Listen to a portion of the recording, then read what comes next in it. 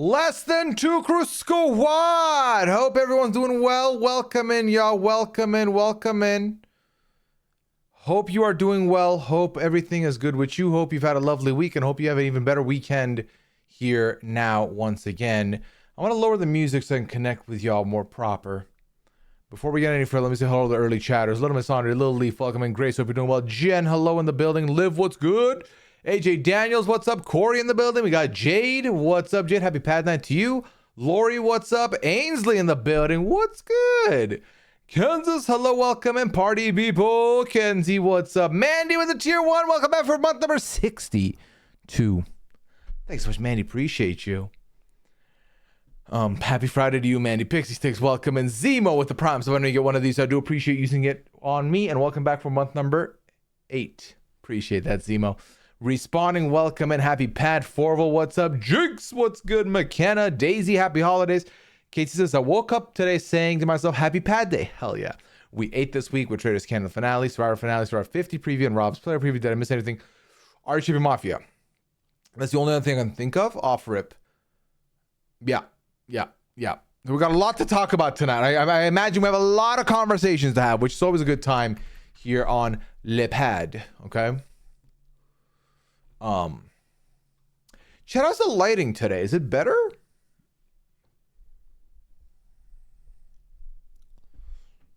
Sal's here with the prime. Somebody you have one of these, so I do appreciate using it on me. Welcome back for month number 42. Thank you so much. Appreciate it. And Cool Rider, thank you with the prime. So welcome back for month number 51. Welcome. Fennel with the 20 months. Appreciate it. Fennel says Live Moss. We're going to Taco Bell it up here, Fennel. Thank you so much for that. Appreciate your support. So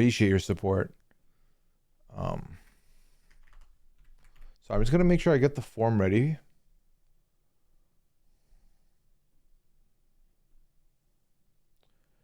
Just so that we have it ready to go for when we get the topics opened here. All right, the form is now open. Rejoice, everybody. All right. Pad Day indeed, Soja. Welcome in. Dylan, what's good? Yay, Daisy said RG Mafia. You were clocked into that as well. Live with the 25 stream streak. Okay, Live on a generational run here. I see you. Christine, thank you so much for the sub. Welcome back for month number 40. Appreciate it. Greetings from the North Blizzard in Winnipeg today. Ooh, damn. Stay safe. Stay warm. Good evening, Katie. Hope you're doing well. I like your pod preview about your boss, Andre. Thank you, Weedy. Thank you so much. I'm happy you enjoyed. Is the banana in the room with you this evening? The banana may have suffered an injury. The banana may have been pierced. Okay. AJ, thank you for the 15 stream streak. Appreciate it. Nice of it. Thank you so much. Red Wings, welcome in. RHP fan, hello to you. Always chat too early. Never too early, Chrissy. Or did I miss it? Were you the first message and it got skipped? Maybe. Jenna Lee, hello. Tom Foolery, thank you for the 21 months. Ooh, Blackjack month. You appreciate it. Hello, Mr. Sir. Hope you're having a lovely day. I'm currently watching a video on one fact about every Survivor player. Ooh, very fun, Tomster. Mafia was an entertaining game. Happy to hear it. 62, dang, Mandy, you'll be... So the hope is, within 5 months, the 6-7 joke is dead, because that's going to be a very tough month for some of you who do not like the 6-7 meme. Terra Teeth, welcome in. How fun was it to set up the Mafia game? Extremely fun. I can get into it in a little bit here. As far as what and how things went. The beard is glistening? It is, right? And I'm like noticing it. But like... Well, first of all, it's kind of haggard also. But like... I don't know why. I don't know why it's shiny. It's all good, Respawning. You got one strike in the chat, so you're okay. It's better than usual? Yeah, so Liana got me these diffusers for my lighting in here. So I've put a diffuser on and I've increased the brightness. So it's actually brighter in here than it usually is. Squid! Thank you for the tier 1 3 months in advance. Appreciate that. Thank you so much. And welcome in for month number 2 here. Thank you. Tuesday was a late night, but so much fun with RG Mafia and Traitors Camp finale. I was very much spent that day because aside from those the RG Mafia and Traitors Canada, I also had done where is it? What did I do that day? Or did this this got moved. So I was supposed to do the Michael Rappaport preview that day, and I had to move it because I had to go get blood work done. And then yeah, it was a whirlwind of a day. Patty, welcome in. Hello. Fractal, welcome in.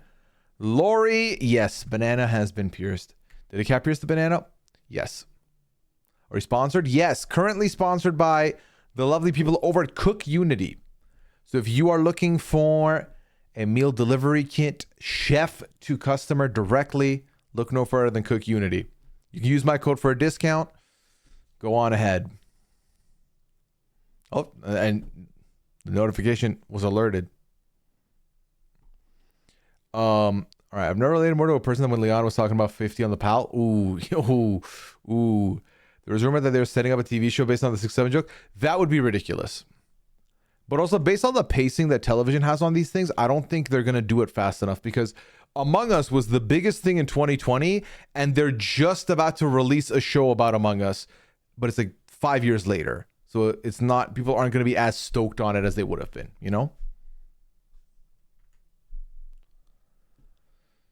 I saw TikTok of someone in the Grinch costume replying 8-9. I did see that as well, Mandy.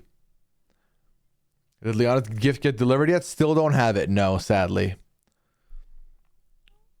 As a teacher, I'll take 6-7 over Hawk 2 up. I would agree with that, low-key. You made Mandy lead mod. Go Mandy. Mandy is not the only lead mod, but Mandy is one of my 2 lead mods. This is true. I rewatched your last Mafia game. Why was this Mafia game different than this one? What specifically do you want to know about? What question do you have? 6-7 will not be there anytime soon. I went to a real pep rally and they had an ugly Christmas sweater contest. One had 6-7 on it. The amount of screaming came from all the kids in the gym. Absolutely hurt my ears. I've been seeing sports games where, like a basketball game where the other team has 65 points. They're about to hit 67. And when they hit 67, the audience goes nuts. So it's been flooding at home all week. Oh my God, Seraph. Stay safe, stay safe. Cannabiscus, think about the 25 stream streak. Also appreciate it. Samantha, welcome in. How do you watch Traitors Canada in the US? Fractal. So for me, we have, I watch it in my Discord. We get a live stream in there. So I watch it live that night. You can also find links in my Discord and in the RHAP Discord, whichever community you're a member of. If you're subscribed to my stream, you can join the Discord. You don't have to stay subscribed to stay in. You just have to be subscribed to get in. It's a one-time thing. And then people are there with all the resources you may need.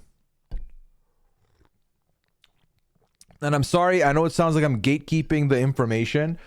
The reality is, if I put the information out here, it's not a good look, if that makes sense.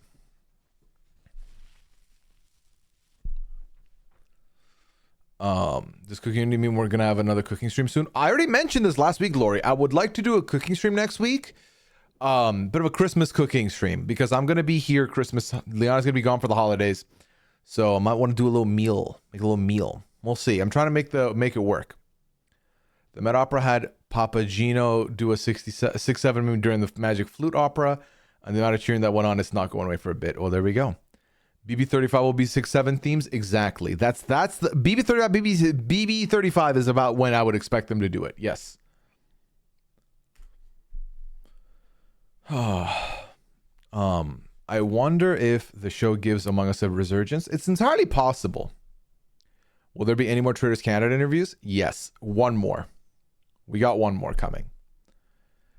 Which reminds me.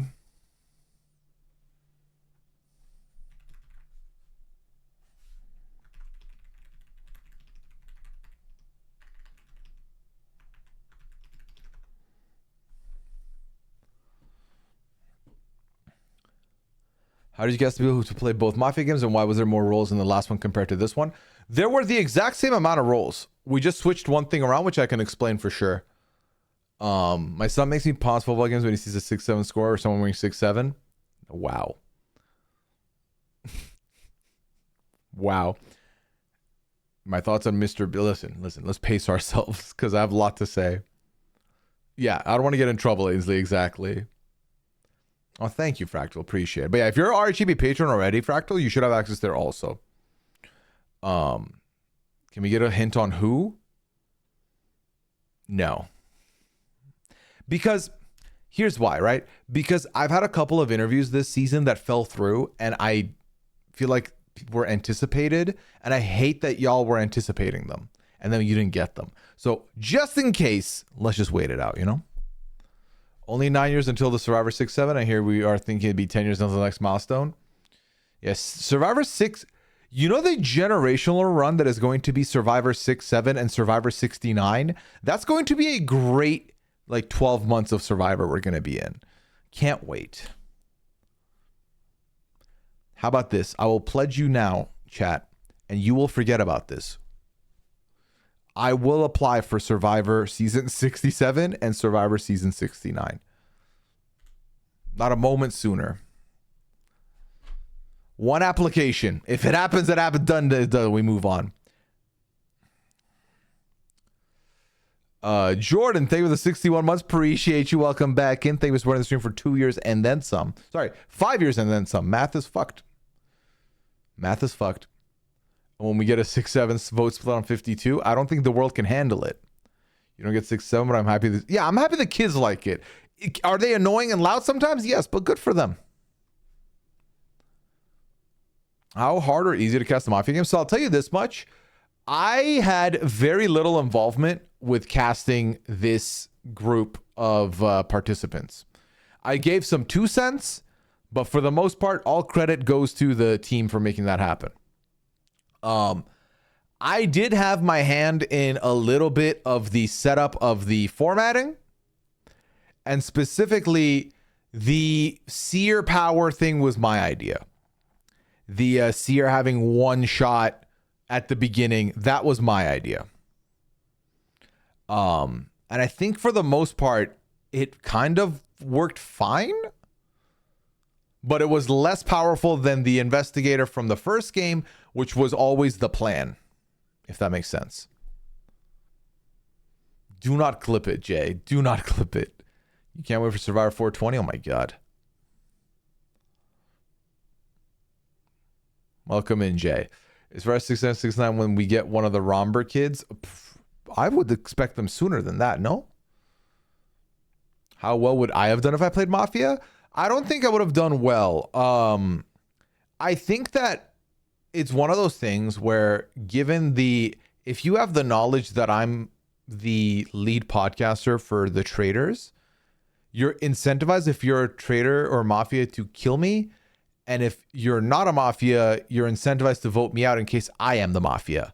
So it's kind of a bit of a tough spot. The internet lives forever. People will not forget that you said that. Yeah, but they can't snitch on me because, we don't do that here. I felt so bad Will went so quickly. I hard agree with that. I felt we were going to get a lot of fun out of Will, but it was too short-lived. But 77 is 8 more, but it's... You guys use the wheel, the one you did a few months ago? Oh, you mean why did we handpick versus wheel? Let me explain why. So the decision to not go wheel for all 3 is because last time when we did the wheel, we ended up with 2 out of 3 Mafia not wanting to be Mafia and kind of being forced to be Mafia. And so it made the Mafia team a lot weaker out the gate. Now, being Mafia is a lot stronger of a role than being just regular town. But we want the players who get that role to want that role, right? To be hungry for that role. So when we talked about it, it was like, okay, well, let's still keep the wheel element and a little bit of chaos by spinning the wheel once. That way, one person is random completely. And whether or not the team gels with them we'll find out. But the two we picked, we think would do a good job on it. The reason we went wheel the first time was because the worry was if we don't go wheel, they'll metagame it. They'll be like, okay, it's got to be one person from Big Brother, one person from Survivor, blah, blah, blah, blah, blah. And because that was the format the first time, I feel like it allowed us to do that without anybody thinking about it this time. So, yeah. And look, when we brought Hannah in, Hannah was like, oh God, I did not want to be a mafia. And then it worked out. So, like that twist? Thank you, Sarah Lynn.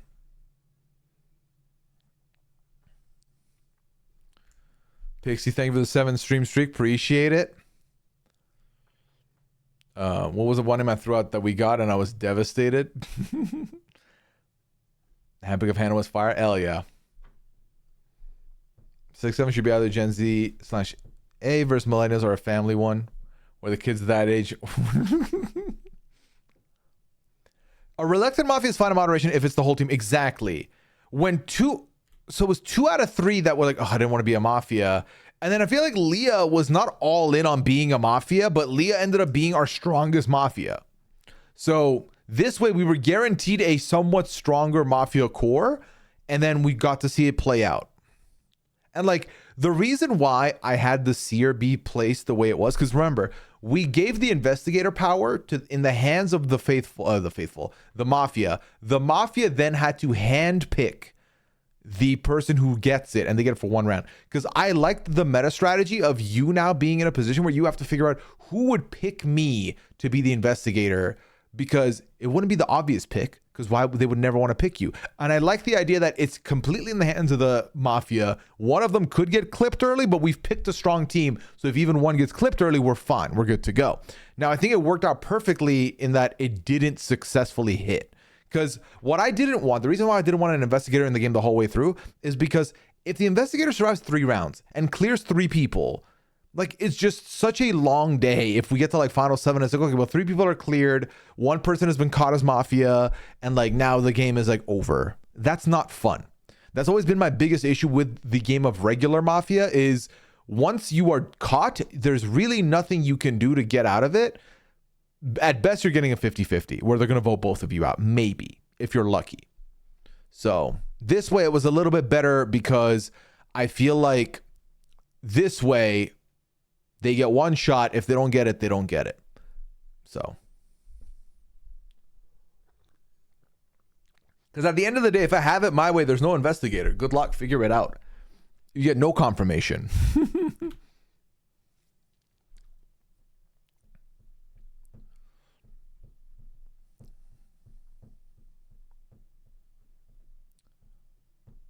I couldn't believe that Hannah didn't get a vote the entire game. Hannah was really good.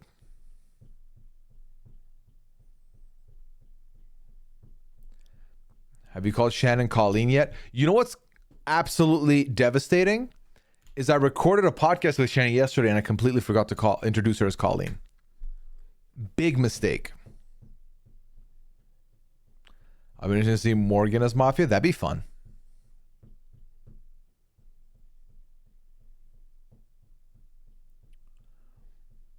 Yeah, the seer can't be too late. It has to be in the beginning or earlier. Someone didn't watch the Mafia game because I was working. Why are we calling Shannon Colleen? Tomster, because Jerry Manthe called Shannon Colleen. She couldn't remember Shannon's name and said, what was that girl's name? Colleen. And then she called Sharon. What the fuck did she call Sharon? It was a C name also. Oh, Carol. Thank you, Carol. Musketeer, thank you with the Prime sub, and I get one of these. Thank you for using it for month number 15 here with me. Appreciate you. Thank you so much, Musketeer. When's the next time y'all doing Mafia? We'll see. I don't know. I don't know. It comes and goes.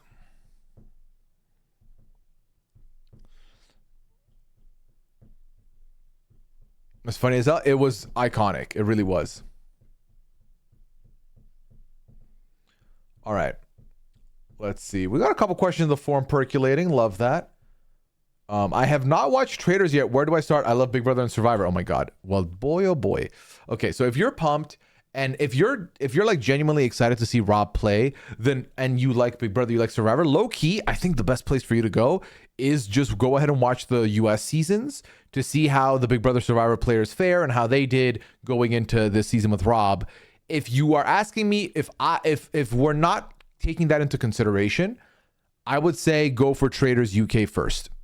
That is, to me, the OG, and that is the best of the franchises is UK. It's civilian based. You get a lot of very fun characters in it. You get a lot of fun evolution of the game as you're watching it play out. You get some good detectives. You get some horrible traitors. You get some good traitors. You get some horrible detectives. You get a little bit of both worlds. So that would be my recommendation to you.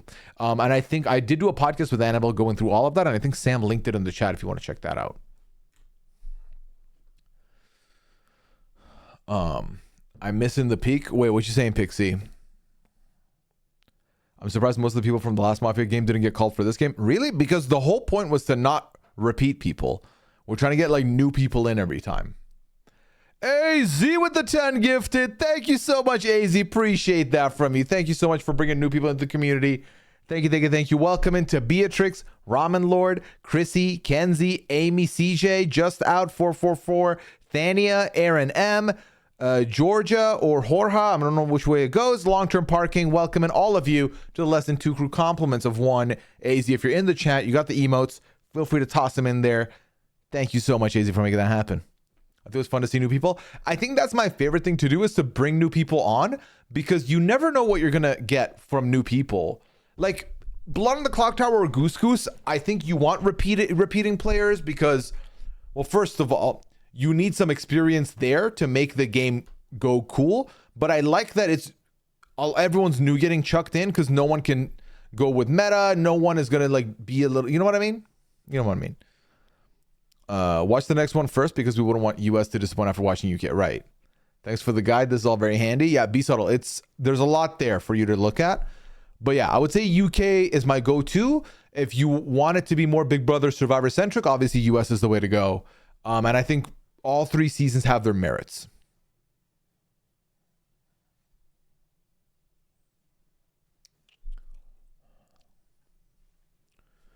When are we going to get to watch you guys play the Peak again? Oh, Peak.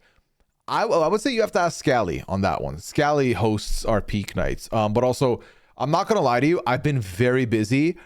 I just finished, just about one more pod to go, just finished doing all the previews for the Traitors, as well as like while juggling my full like podcast load and also streams. So now going into the new year, we'll see.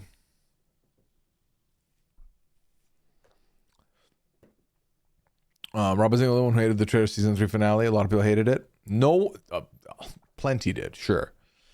Can I hijack a plug real quick? Sorry, yeah, shut the fuck up. But about next week's Pride Pod. Yes. So next week, I will be there live for a patron Q&A on Boxing Day, aka the 26th, for a all-encompassing Traitors Q&A, meaning if you want to ask questions about Traitors Ireland, UK, New Zealand, Australia, US, you want to talk about game strategy, you want to talk about formatting, you want to talk about a player, any question about the Traitors you want, you can have with me next week on the Q&A. That'll be happening. That podcast will be live.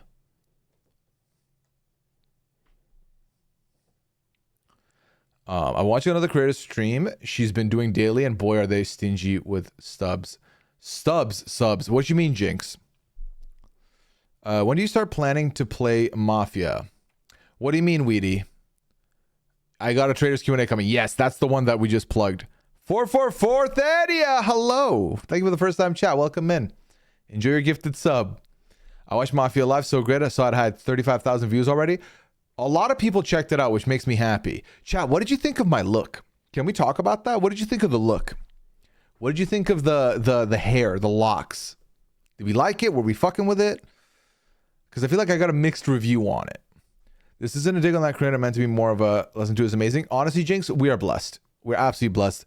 I have one of the most wholesome, one of the most nice communities, friendly communities you can ask for, helpful communities, and also shady communities, but in the good way. You know?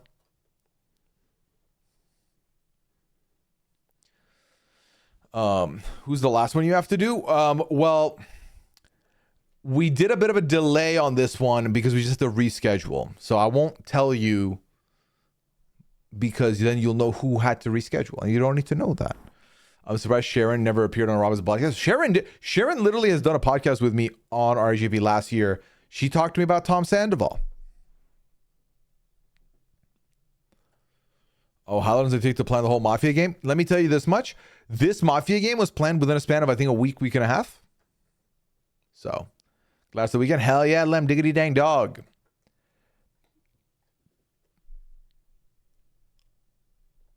How do you figure out who to cast? You kind of like try and talk through what would make sense. And I mean, it comes from experience, right? Once you start casting a couple of these lobbies, Goose Goose or Mafia or RGB Traitors, you start realizing what kind of personalities you're looking for, what kind of names you're looking for, what kind of like synergy you're trying to find.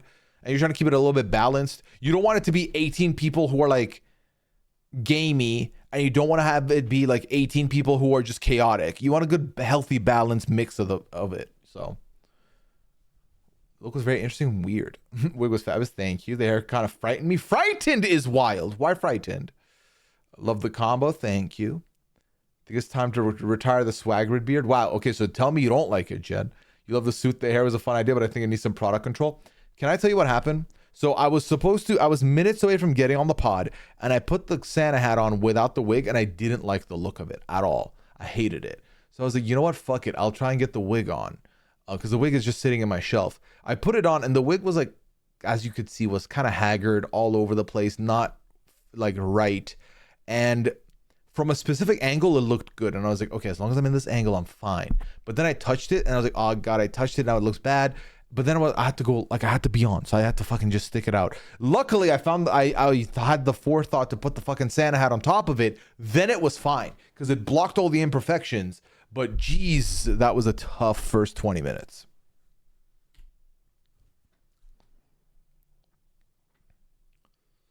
Mark Ballas twin, which as I told Rob, he's a handsome man. We'll take it.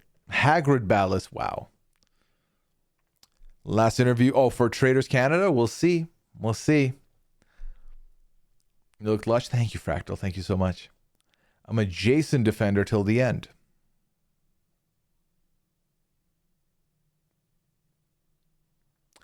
Jason whom? Which Jason? Sharon was also on the BB27 retrospective earlier this year. There we go. Congratulations on second place in the draft. Chat, with the fact that we knew which two were going on to be on 50 and therefore were guaranteed to not be the grenade, I think, and the wheel giving me fucking 6th pick, I think we fucking killed it with our draft. I'm not going to lie. We did really well. Thank you, Scanling, for the Canada cards. Thank you so much, AZ. I'm happy you enjoyed this season. Choosing hand as a top, Mafia was top tier. Hell yeah. Steph, thank you for the raid. Appreciate it. Hope you had a lovely stream. Thank you for joining us. Welcome in. Welcome into the weekend. What were you up to, Steph? Tay Hufflepuff in the building. Owie, Evie, what's good? What's good, Russ? You weren't quite a Fabio, but I think if you got a really nice wig, you'd look great. Please add the lumberjack shirt. Thank you, Jinx. Thank you. Is your rankings changed for Tar? Can with some time post Tar? You mean Traitors? Because I'll tell you this, I've never watched Amazing Race Canada.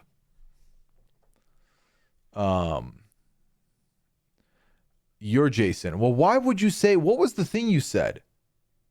Oh, Jay said I'm a Jason defender till the end. Oh, I see. I see. Y'all were having a whole other conversation. Oh, Jason had the best take on my Mafia look. Moz, do you want to, Jay would like to go and take a walk around the apartment and have a drink of water. Can we throw them a ban, please? Can we time them out, please? They need a little break.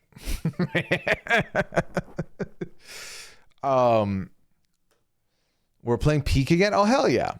Hope the pad is going well. So far, so good, Steph. So far, so good. We're talking about an array of topics. A lot has happened. A lot has happened this week. So we're talking about a lot of it. How is the lobby looking for Sunday? There will be no lobby this Sunday. There'll be no lobby this Sunday. The next lobby is going to be the 28th. And without spoiling anything, I'm going to tell you this. There is a very, very, very, very decent chance you will be seeing some new faces in the lobby on the 28th. So, yeah.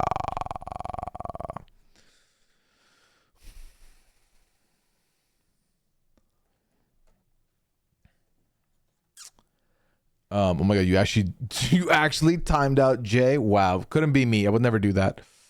What did Jay say? But not Jason. You know what, Jay? That's a fair point. Mods, can we time out respawning as well, please? Fair is fair. Ask and you shall receive. Are we marpsing tonight? If so, is the Grandpa Pooya fit available for stakes? That is a very nice, good look that y'all besmirched by calling it the Grandpa look. So no, the Grandpa Pooya fit is motherfucking not available for stakes. But what do I get in return if I win, though, Mandy? That's the question. Let's negotiate. Let's negotiate this. Are you planning to go to any know-it-alls events for Survivor 50?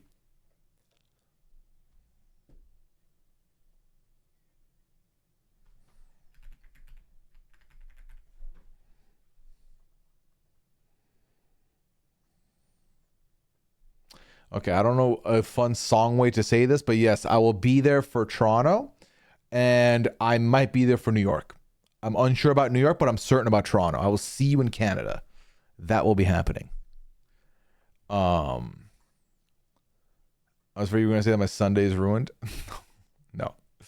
Don't say that, Pixie.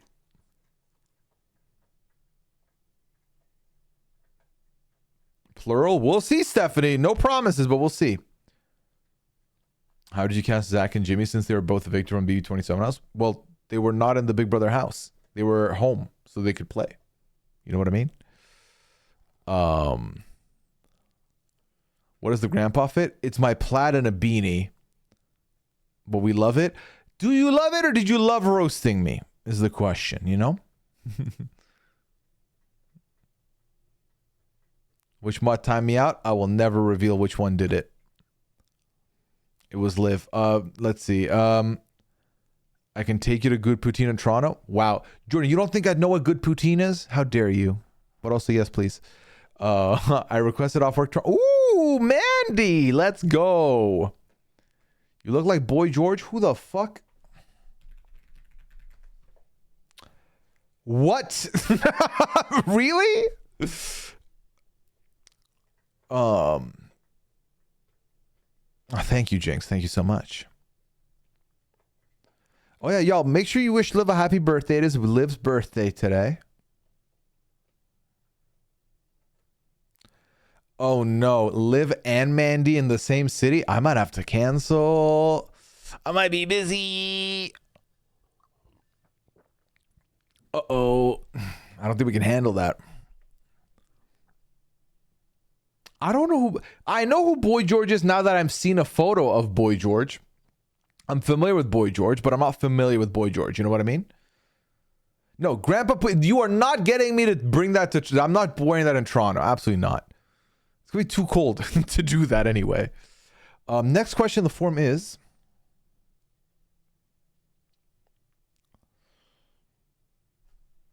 Was Venus unavailable for interviews, or will there be one for her time on Traitors? Sadly, there will be no Venus interview. Venus was unavailable for interviews. Very unfortunately.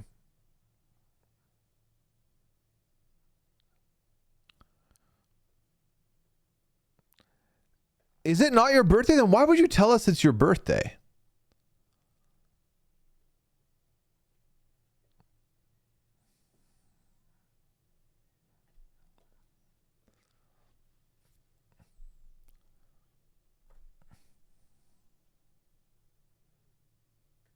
Oh, wow, Jinx. What the hell?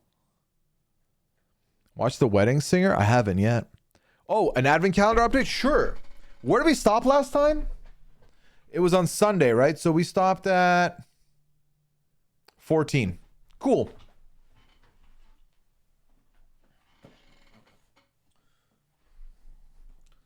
So we've got a bunch more to go here then. So let's go with 15 next.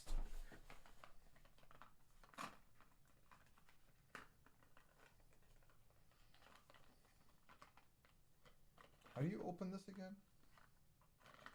Found it.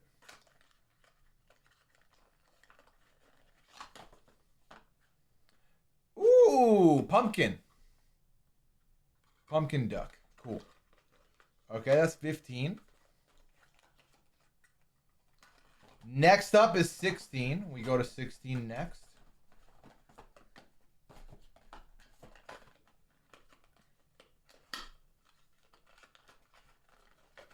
And 16. Oh, what a classic song. Ooh, okay. What would you say is this one? Because I feel like we've had a Dracula one and a vampire one. So what would it make this one?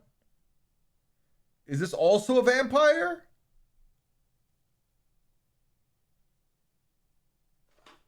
I'm not sure. Number 15 is a Pooya-proof cube. Why would you say that? No, it's not. No, it's not. What do you mean Pooya-proof cube? Absolutely not. Bella Lugosi? I don't know who that is. Is that Elvis? I do not think so. 17 is... We have 3 more to go. OGs will know this song. All right.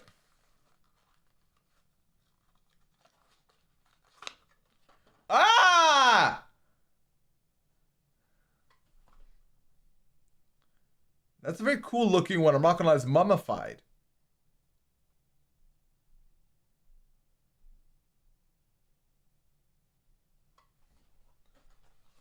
That's actually very cool looking.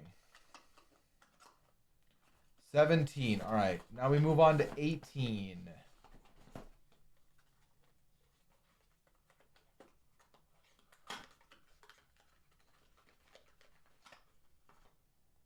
Oh. It's Nurse Duck.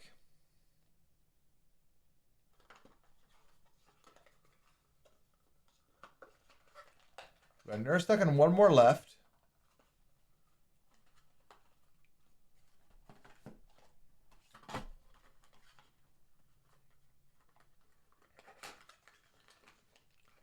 Today's duck was... Oh my god. What is this? What is this? What would you call that? You tell me. Cyclops duck? Okay. You know what? We'll do number 20 while we're here since we are... That's going to be tonight/tomorrow anyway. So number 20 is... Okay, is this yet another, like, Dracula vampire-ish one? We have a lot of these, I feel like.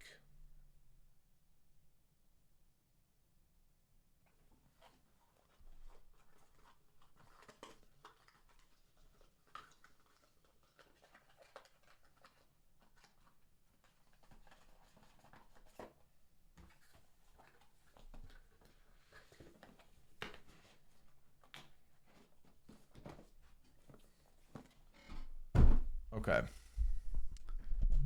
There we go. Next question in the forum chat is... can you name the final 5, aka the finale of every New Era season? Or as well as you can at least. Ooh, shit. Okay, yeah, sure. 41... Should I go backwards or forward? I feel like backwards might make the most sense. Okay, so 41 would have been Ricard, Heather, Xander, Deshaun, Erica. 42 would have been Lindsay, Jonathan. No, Lindsay, Jonathan, Romeo, Mike, Marianne. 43 would have been Carla, Jesse, Owen, Cassidy, Owen, Cassidy, Gabler. 44 would have been Lauren, Carson, Carolyn, Heidi, Jam Jam. 45 would have been...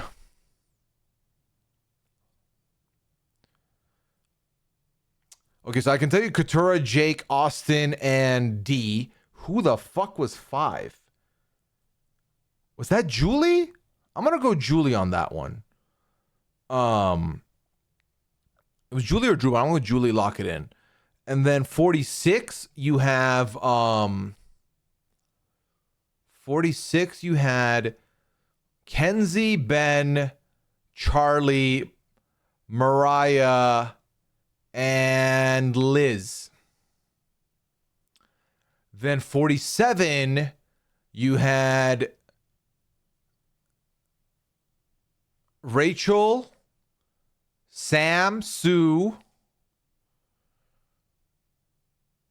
Shit, who went out there? Teeny and Genevieve?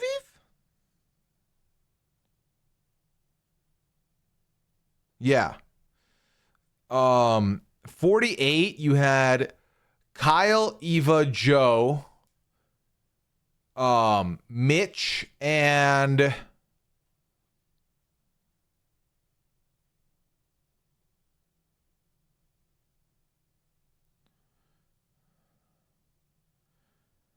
who the fuck was oh, Camilla. There we go. And then 49 was Savannah, Rizzo, Sage, Sophie, and Christina. There you go. I think I got everybody. I don't think I made a mistake.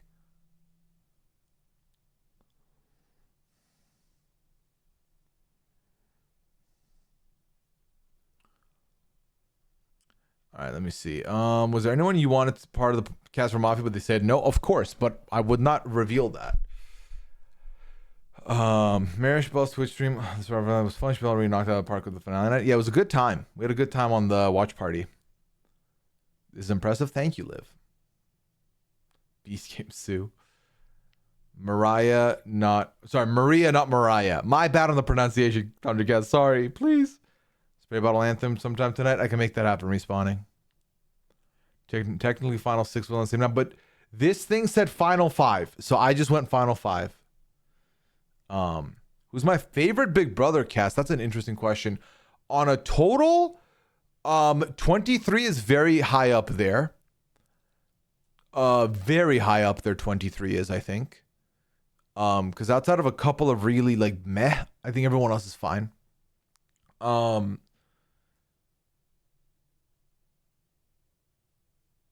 17 is another one for me. So I would say those two. And obviously, I'm not counting an all-star season cast. Like, I'm not going to say BB7, you know? And obviously, BB6, I think, gets a shout-out, too. Perfect, too easy. Didn't he get them all? Hell yeah. Now do it from season 1. Who do you think I am? Do I look like Mike Bloom? Caroline and 47. Caroline was not in the top 5. You're the best. Thank you for respawning. How often does Rob as a podcast play games like Mafia? On a scale that you've watched, you've seen all the ones we've done. Will you be able to play Traitors after our Traitors airs? The hope is we do get our HAP Traitors back after the Traitors wraps up, but we'll have to wait and see, is my honest answer to that. Because if you'll notice, for the last 2 seasons prior to this year, we have had a RHAP Traitors game play out in January. Do not expect that to happen this January. So.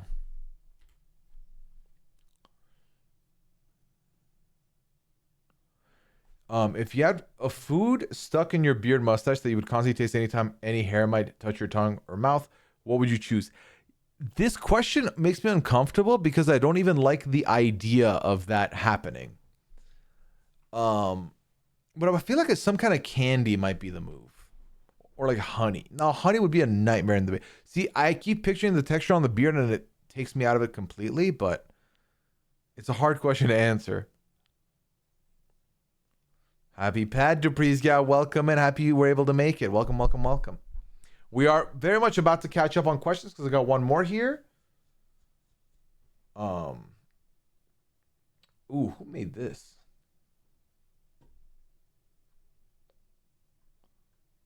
Which one of you made this? Someone made a Kareen's outfits tier list and wants me to tier list them. I will not be doing this, as I would put all of them in the S tier, okay? So, not going to catch... Nope. All S tier for me. You already know. You already know. Absolutely not.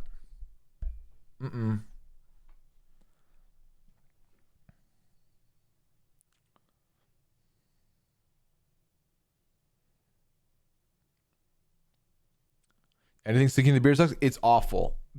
Anything in the beard like that is absolutely horrendous. Is a nightmare. Some are better. Hey, I'll let you be the judge of that.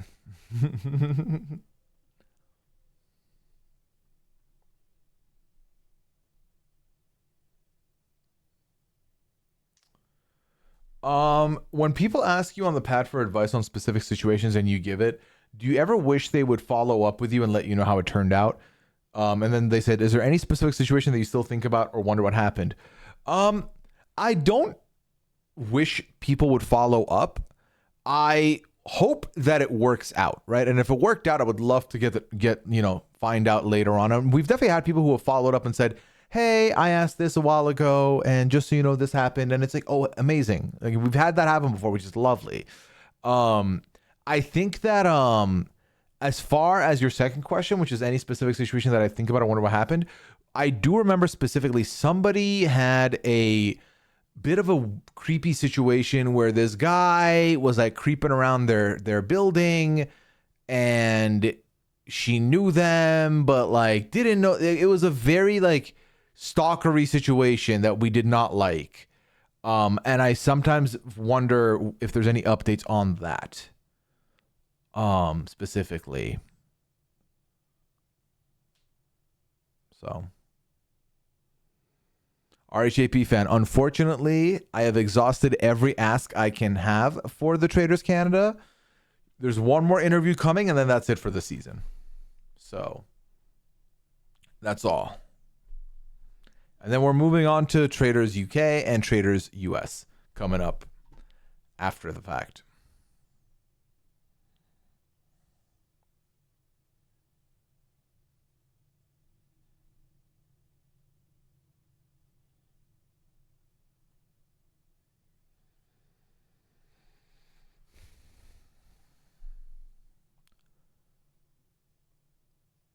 How do you guys decide what reality shows you guys choose to cover? Specifically, what do you mean by that? Like, what shows get coverage, like total by RHAP, or like as a podcaster, me, what shows do I get to cover? Which one do you mean? Hiccups are absolutely annoying. I 100% agree. When Liana gets hiccups, I threaten to tickle her if she hiccups again, and that fear makes her not hiccup. Mind you, I'm not going to tickle her if she does, but it's the fear. So. What shows I cover? I mean, really, it comes down to a couple of factors. The main one being, and I don't know what it's like now, but I'll speak on mine. So for Masked Singer, I was approached by RHAP to cover it. And I said, I would love to. And they said, do you have a co-host in mind? I said, I do. It's Liana. They said, if you get Liana, done. So I got Liana and it was done. 90 Day Fiancé, I talked to Rob as a friend, basically. And I said, hey man, my recommendation, 90 Day is one of the best franchises over on TLC. It has a very big subreddit presence. It is huge in the meme community. I think 90 Day Fiancé needs to happen. And I was like, I'm not even saying I should be covering it for you. If you have someone else you would like to cover it, that's absolutely fine by me. I just think it's a smart idea to have. And Rob said, I hear that. That sounds good to me. Would you do it? And I said, yes, I would do it. So that I got that. For MILF Manor for MILF Manor, that was should we do this? And I was like, I mean, I'm down if you're down. And then we did it. For The Circle, I was asked to be, I got asked to get brought on. Would you cover The Circle? And I said, yes. And then, because at the time it looked like maybe it was going to be just me running it. And then Taryn came back for it as well. So it was me and Taryn running it. And then that was how it happened for The Circle. Obviously, you already know how it happens for Big Brother because that's kind of where I got my start. Survivor, I get asked to do cameos on shows, guest star on shows. That's fine. And then we get to the Traitors. The Traitors was the one where I really, really, really, really wanted it. I heard the premise of the show and I messaged Rob. I texted Rob directly and I said, hey, so this show, I feel like it's got a little bit of Among Us to it. And this is like when I was peak streaming Among Us and stuff. I was like, I feel like this is like a cross between Among Us and like a mafia type show. This would be my bread and butter. I think I would do really well with this format. And then he said, let's see what the word is. Let's see what the cast looks like. And we can decide then. I said, sure. Obviously, we saw the cast.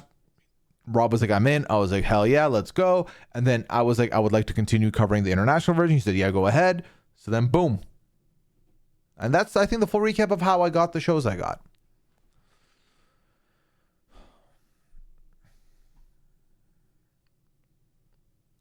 I'm hoping the Mafia game will inspire some of those folks to play Blood on the Clock Tower games in the future. I wonder with Blood on the Clock Tower, I wonder if the timing is a problem for some people. Because it's smack dab middle of the weekend, middle of the day, Saturday. So I wonder if it would be more available to people like in the evening on a weekday or an evening on like not even a Saturday, maybe like a Sunday. You know what I mean? I don't know. I'm curious about these things. Because like I feel like we Goldilocks, like Sunday fits so well for Among Us Goose Goose that now it's become part of the scheduling. When you don't cover reality shows for Rob as a podcast, what do? You're watching it. I stream, and then I also am the stay-at-home partner in the relationship. Liana works from like 7 a.m., 8 a.m., all the way to like 6 p.m. She's out of the house. I try and maintain the house. I take care of the girls being the cats, and do as much cleaning and laundry and other stuff that I need to do. What up, Maddie Dubs? Welcome in. Checking in with some Culvers. Hell yeah. What did you get, Maddie? Actually, you know, if you want to lurk, that's all good. Happy Friday to you, Maddie. Happy Pad Cupcakes. Welcome in. Hope you're having a lovely Friday. Welcome, welcome, welcome. Other podcasts you guys decide if you want to skip. Hit or Quit. That was a very fun pod. Can I do the Masked Singer podcast for you? For me? If you want to come in weekly into the pad, AZ, into the chat and tell me who went out, I'd be very okay with it. You want to be like the Masked Singer correspondent to me? But please, favorite podcast, MILF Manor. That was honestly, say what you will about the show. Those podcasts were peak. They were good.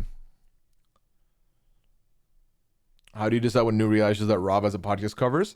It comes down to a couple of factors that I know of. One is there hype for the show? And then two is, would it be a good podcast? Like MILF Manor, there wasn't exactly hype for the show as much as there was what the fuck for the show. Like, what the fuck is MILF Manor? Why is this a thing? We knew the podcast was going to be a banger. It's MILF Manor, covered by me, Chappelle, Jenny, and Rob. It's going to do well. It's going to be a fun pod.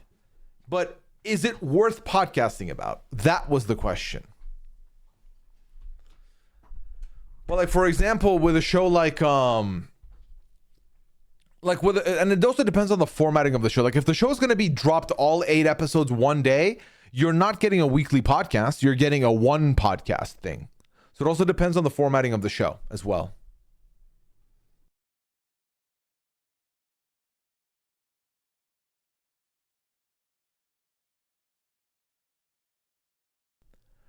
Are there any shows that you know Rob has rejected covering? Outright rejected, I don't know, but there has been shows that, like, you know, we've done like a 1 or 2 episode on, and then it's like, nah, this ain't gonna fly, you know? But off the top of my head, I can't think of a show that was like, nope, we're not doing this.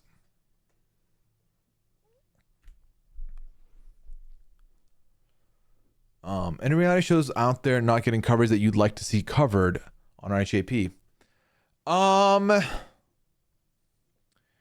The thing is, I've not really been watching any reality shows that don't get coverage on RHAP that I can think of.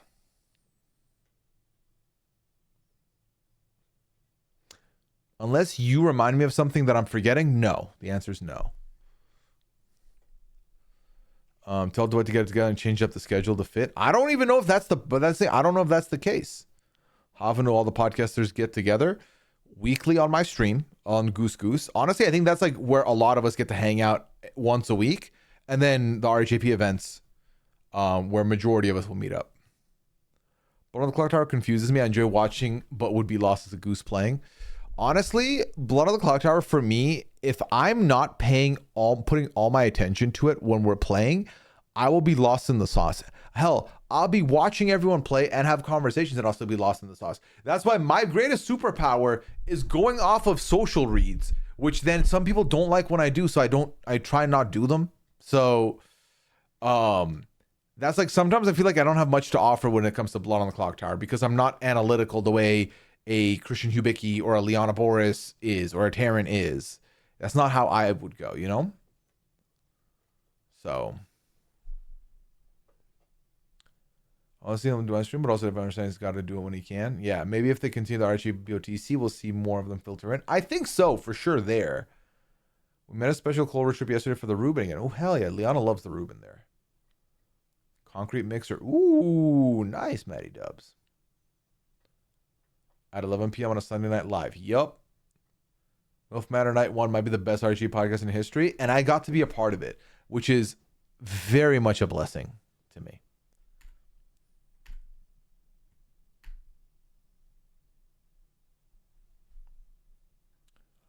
Past Rob's bedtime. Yup. Weekend scheduling is always a struggle, especially given time zones. On a shared time zone, you can do morning or evening, and people can schedule other activities for the day. Yes, we always did SAR on Sunday morning at 9, and we're usually done by noon, which left all the time for other stuff. Yes. That's why during Big Brother season, I used to do 2 p.m. Eastern, because we would do early. We would play like 4 or 5 hours, and then people still needed an hour or two before Big Brother. But now that we play like 2 hours, maybe 3 tops, it's fine to do 5 still. It doesn't change anything. I miss Rob and Jenny pods. May, you and I, same boat. I absolutely agree. Claim to Fame, us losing Claim to Fame and Dondi robbed us of not only great television, but great podcasts in the form of the Jenny Rob products. It's just so damn complex. Honestly, it is, and it can be. Some more scripts do more things as well with that. I like watching BOTC when there's a mix of some people that are gaming and some people that are vibing. I think that's honestly, for me, Mandy, true of any game. You just need a good balance of people.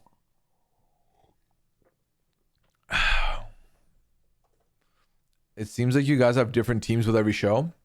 What do you mean by teams, Weedy? I like watching Liana play Blood on the Clock Tower. I wish my brain worked like hers. Honestly, sometimes for me, same. On the other side, also, I really I feel like Liana's brain works like that, the way my brain works for like a Goose Goose or Among Us, or a Traitors, like a detective game. I see it as a puzzle and I love solving that puzzle. Whereas Liana with BOTC loves solving the BOTC puzzle. Hey, Pooya, great streams for thank you, Jez. I got beat up at work today, so I brought my brother who's in college, but he got beat up too, and now he's mad at me. What should I do? Beat him up. Beat him up. He got beat up also. Beat him up and then make him feel bad about it. How about that? Give him a second L, if you will. You are a menace, Jess, with this question, by the way. Because I know you are no longer in college, like well past. So that you are joshing with me here. I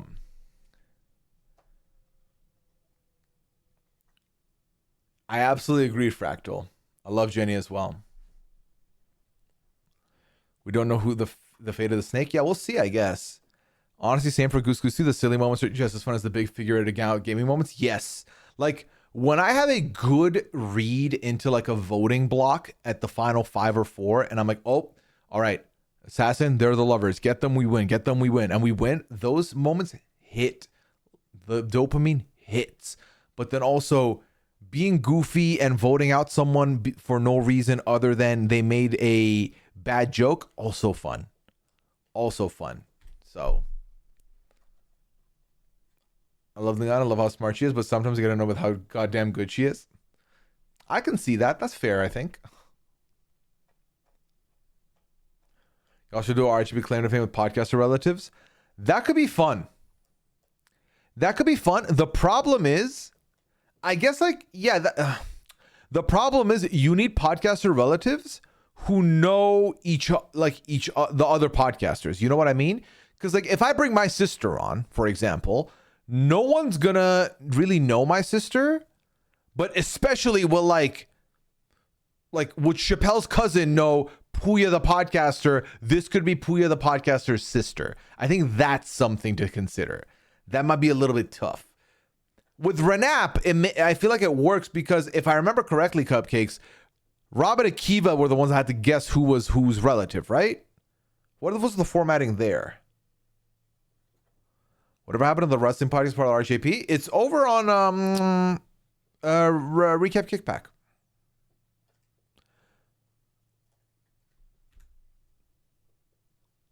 You finished your Pooya ornament. Hey, Melly! Hell yeah! Amazing. Okay, wait. Let me share that with the group. Because I don't think they're privy to this. It looks like Roger from American Dad. Oh no, what have you done? What have you done?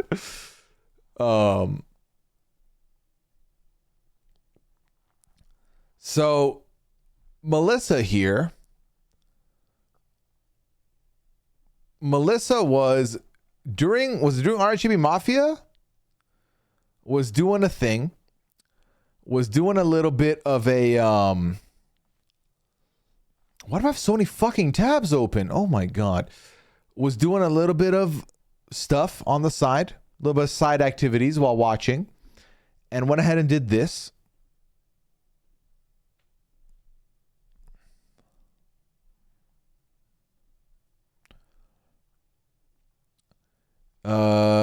Where is it? Here we go. This one was making a Pooya ornament, which is sick. I loved it. And now you're saying you have it finished. Where is it?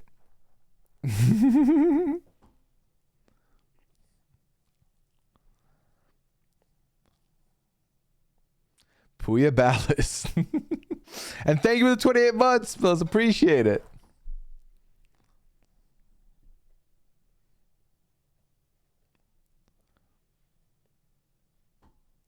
It me.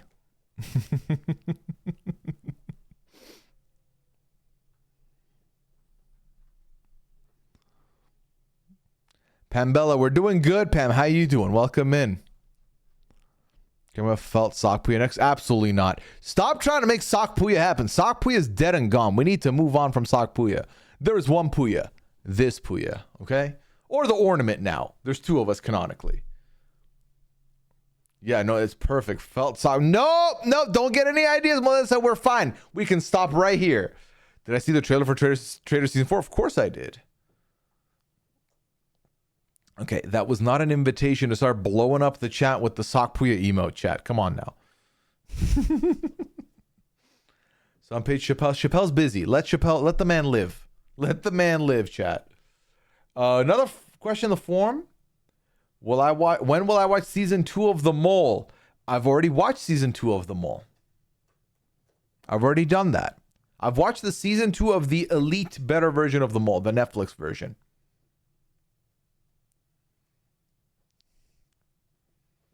That's right. I have already. I have. That is season 6 and 7. They're elite. They're better. 6, 7.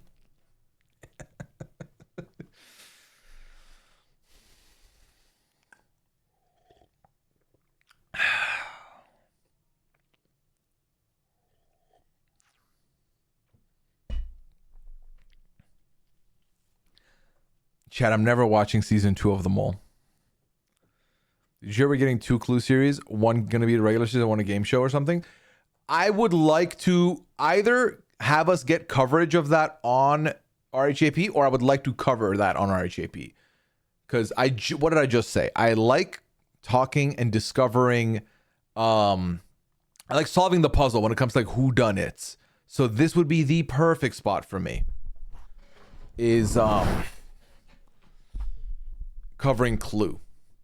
So my proposals are obviously Rob and Jenny. This is the product we need Rob and Jenny back on. But also if they would like to bring in a little old me in to the mix. I would love that. Pooya, I like talking. How dare you? I talk very little. Is Jenny covering Extracted this season? I have no idea. I assume so. I don't know. I feel like the new Muppet Show will need some coverage too. The Muppet Show. One of them will be Netflix, one for Peacock. Interesting. You lost track of time. Been lettering for your comic for 4 hours. Oh my God, End Hero. Locked in. We need to sock Chappelle. Now we're talking. You're out for the night, but you know what you did in this stream? You're dead to me. Wow. You're Dan Gieslinging me? Did I get a chance to watch Knives Out 3? I did, and I loved it. Knives Out 3 was so fun. I think my rankings remain 1, 3, and 2, with 2 being the third. But I also need to rewatch 2 because I have not watched... I've watched 2 and 1 once a piece, and they were like a couple years ago. So I almost want to watch them both back-to-back recently. But Knives Out 3 was a vibe. It was a good time.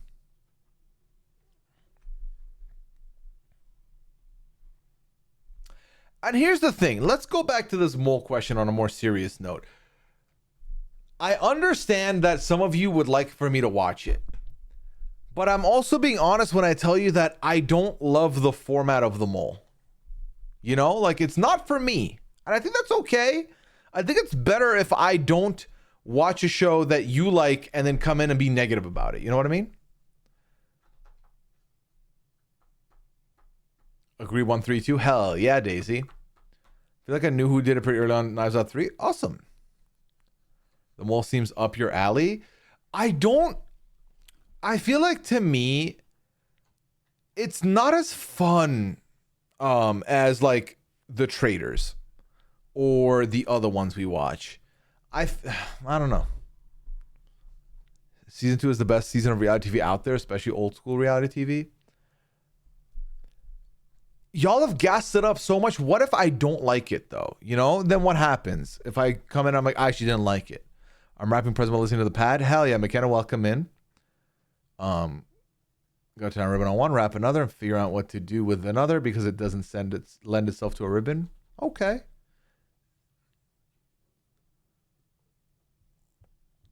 Did I watch this season of The Challenge? I did not, to be honest. The Challenge, I've watched one episode this season. The Challenge is always one of the evasive franchises to me because even when I'm on top of it and I start it, I fall off and I end up falling behind and then I don't catch up because there's a billion episodes. So I did not end up watching this season. But was it fun? Was it good?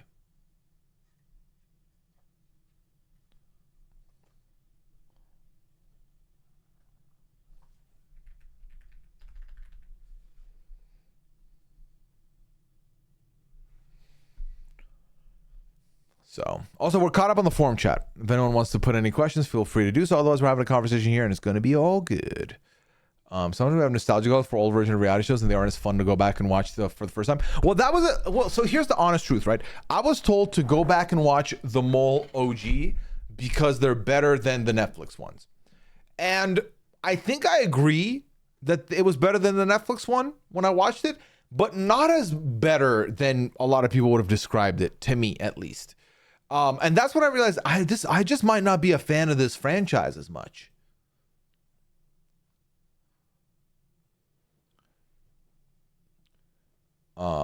If you tried it, if you don't like it, at least you try and make the crew happy, you know the lore.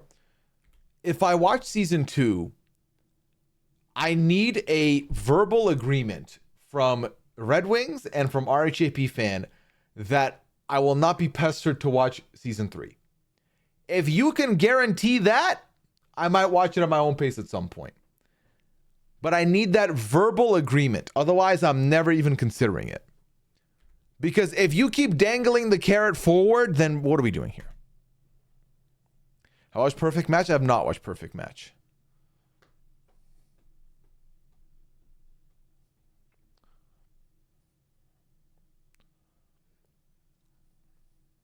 I did like the what was the one in Netflix, which was like the secret briefcase millionaire one? That one was good. I like that one. Am I caught up on Pluribus? Yes, I am.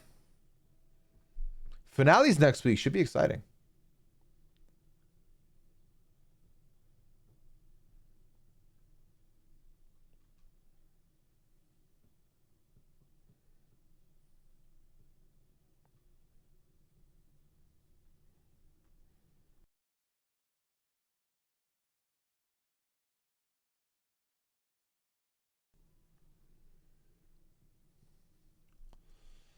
Um,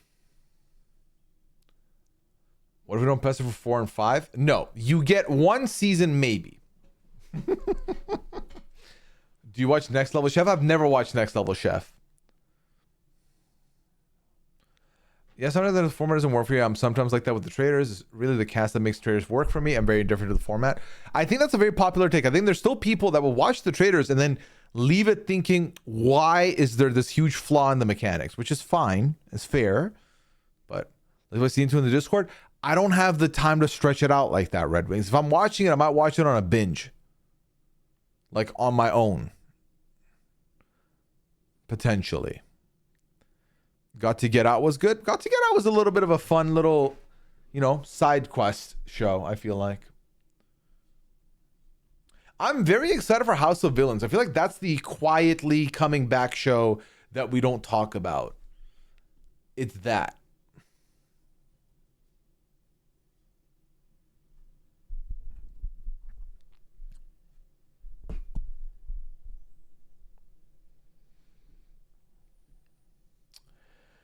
Did you hear they are doing Traitors career? Oh shit! I'm intrigued by that, especially if they do normal career variety thing and switch it up. That would be a vibe, especially if the personalities and the characters are going to be similar to some of the other Korean shows we've watched. I would be very down for that. Traitors dropping the first 3 episodes of first week, second week is dropping 2. Yes. By the week 3, we're going to be down to episode 6, practically, chat, which is very interesting to me. Do you think Rob will have anything to say about Michael and any confessions on the Traitors? I would honestly, I would imagine so. Yes, it will be fun to see Tyson on House of Villains. Yes, it will. Got to Get Out was filmed 5 minutes from where I work. Oh wow, that's wild, Kate C. I definitely will keep pestering until season 2 has been watched. Watching at your pace might take 5 years, and I cannot talk about the mole for all that time. I don't know. We've been doing 5 years here, Archie Fanny. You've been doing very consistent and bringing up what's it called? The mole. House of Villains is one of those shows for some reason that not many podcasts review it.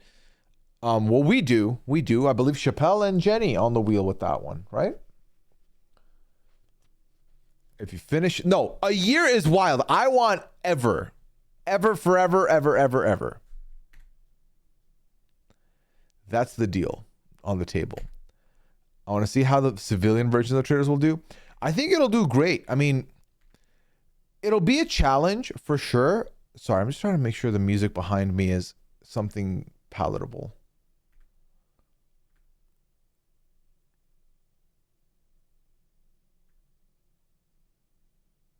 Okay. I think that it's going to be very challenging for the Traitors civilian season because it's going to be a tough task for the cast of that show to deliver when the last 4 years of the Traitors' presence in the United States has been, we have celebrities that y'all know coming to play.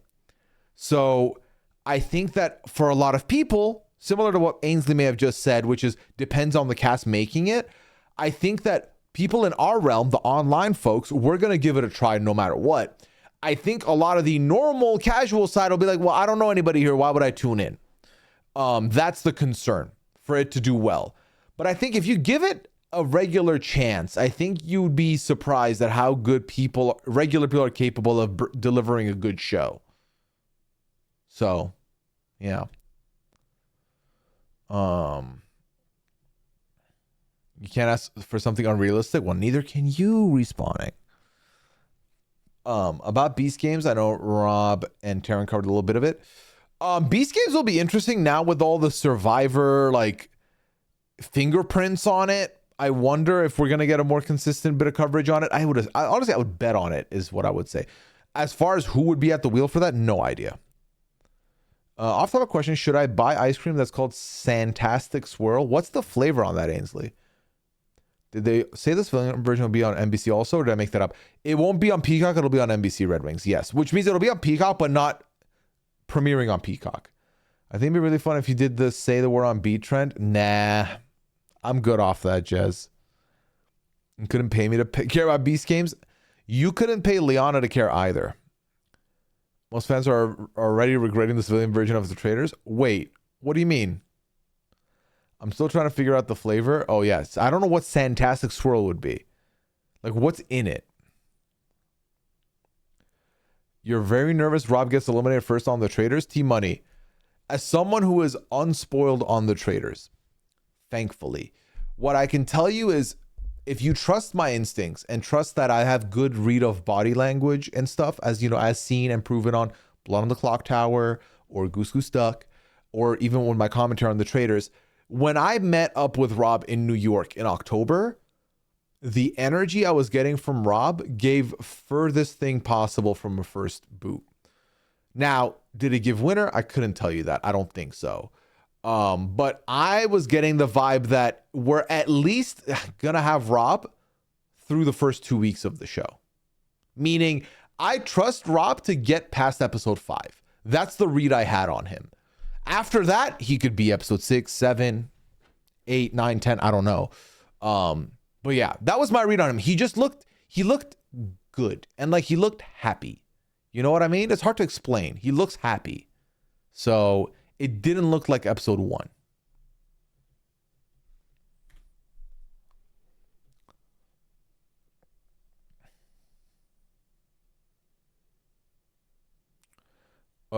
What you potentially do Traitors can. Koreans seem to want you to.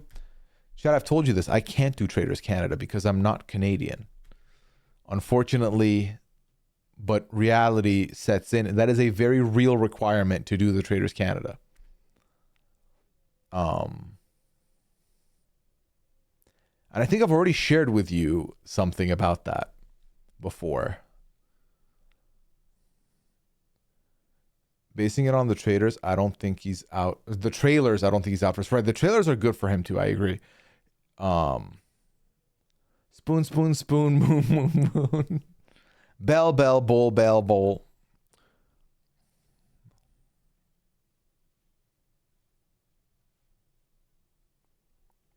Or they could throw you off like he could be eliminated early. Yeah, potentially. Rob was glowing afterwards on pods too. Of course, we'd all celebrate if he wins, but I just feel and hope he had fun. That's all I care about.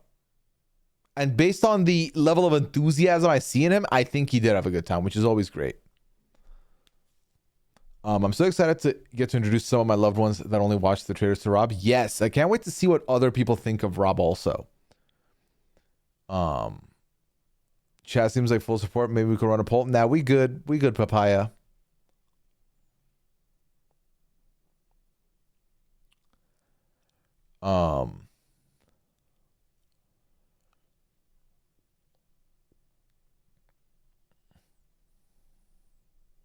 Lots of the cast have been commenting on Rob's IG, which also means he was there and made good relationships. Yeah, I haven't read into any of that, but that's good to know. That's also not surprising to me.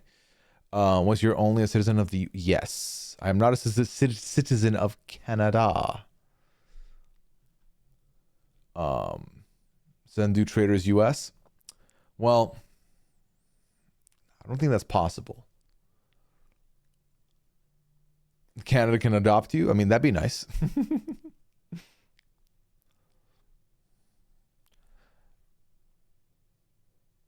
Trust your general placement. Thank you, T-Money.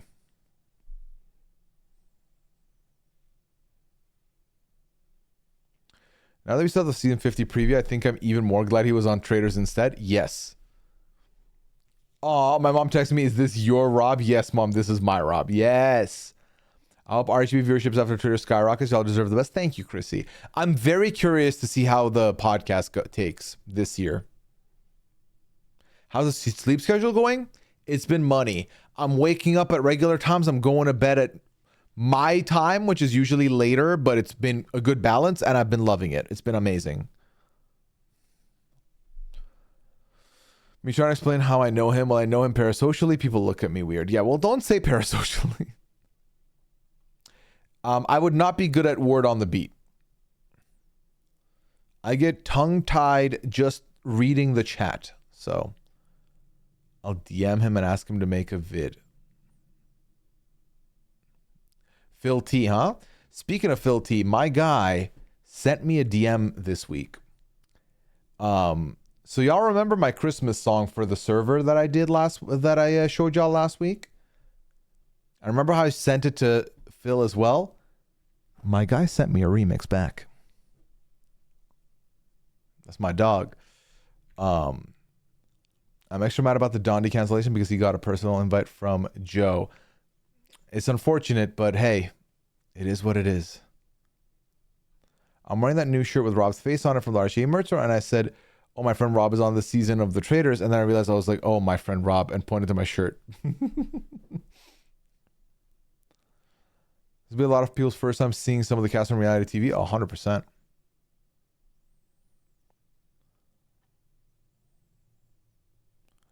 I think the one person Rob needs to be really careful around is Ian. Say more, Pixie. Why do you think that? Next question in the forum is, what do you think about the Oscars moving from ABC to YouTube? Honestly, maybe this is a take that is not popular or just is not one that you're going to see circulating around a lot. I'm not surprised.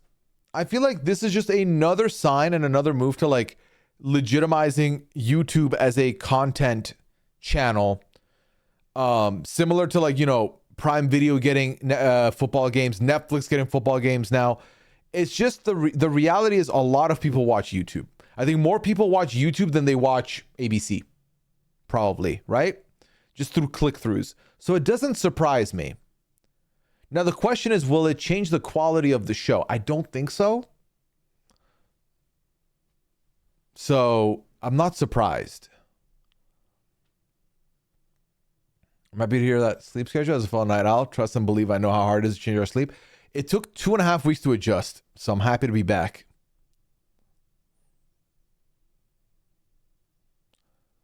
It'll be my first time watching Rob on a show. Live? Me too. I'm curious if it'll be YouTube or YouTube TV because I'm still not subscribing to YouTube TV for it. Unless YouTube TV seems reasonable, I'm also not making the move. I don't watch enough live TV for me to need it anyway, but will it affect how they choose the host with the moving to YouTube? I doubt it. I don't think they're going to be like, all right, Mr. Beast, come announce Best Picture. They're not going to do that. Because like at the end of the day, YouTube, it's not like creators on YouTube are not employees of YouTube, if that makes sense, right? Like I'm not an employee of Twitch. I am a streamer who streams on Twitch. It's different. So if Twitch is running a thing, that doesn't mean they're going to start having all the presenters be from Twitch. I assume it's going to be the way the Oscars have been produced and it run. It's the exact same company. The only difference is now instead of plugging it into the channel for ABC, they plug it into YouTube. That's all I think is changing.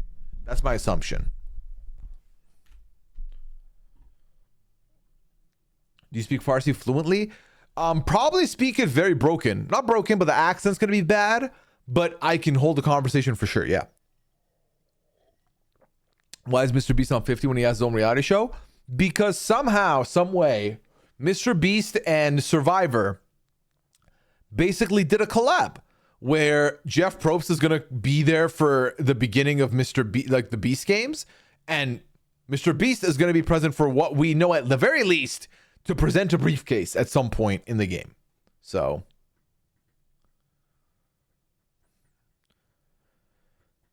speaking of hosts, I think I got rage baited on TikTok that the channel was considering having Julie Chen take over for TJ. I'm like 90% sure that's not real, but imagine. I also saw that TikTok, and then I didn't see enough people talking about it, Mandy, which made me realize I think I'm getting rage baited. I saw the exact same one. Which, like, that just seemed like a ridiculous notion. So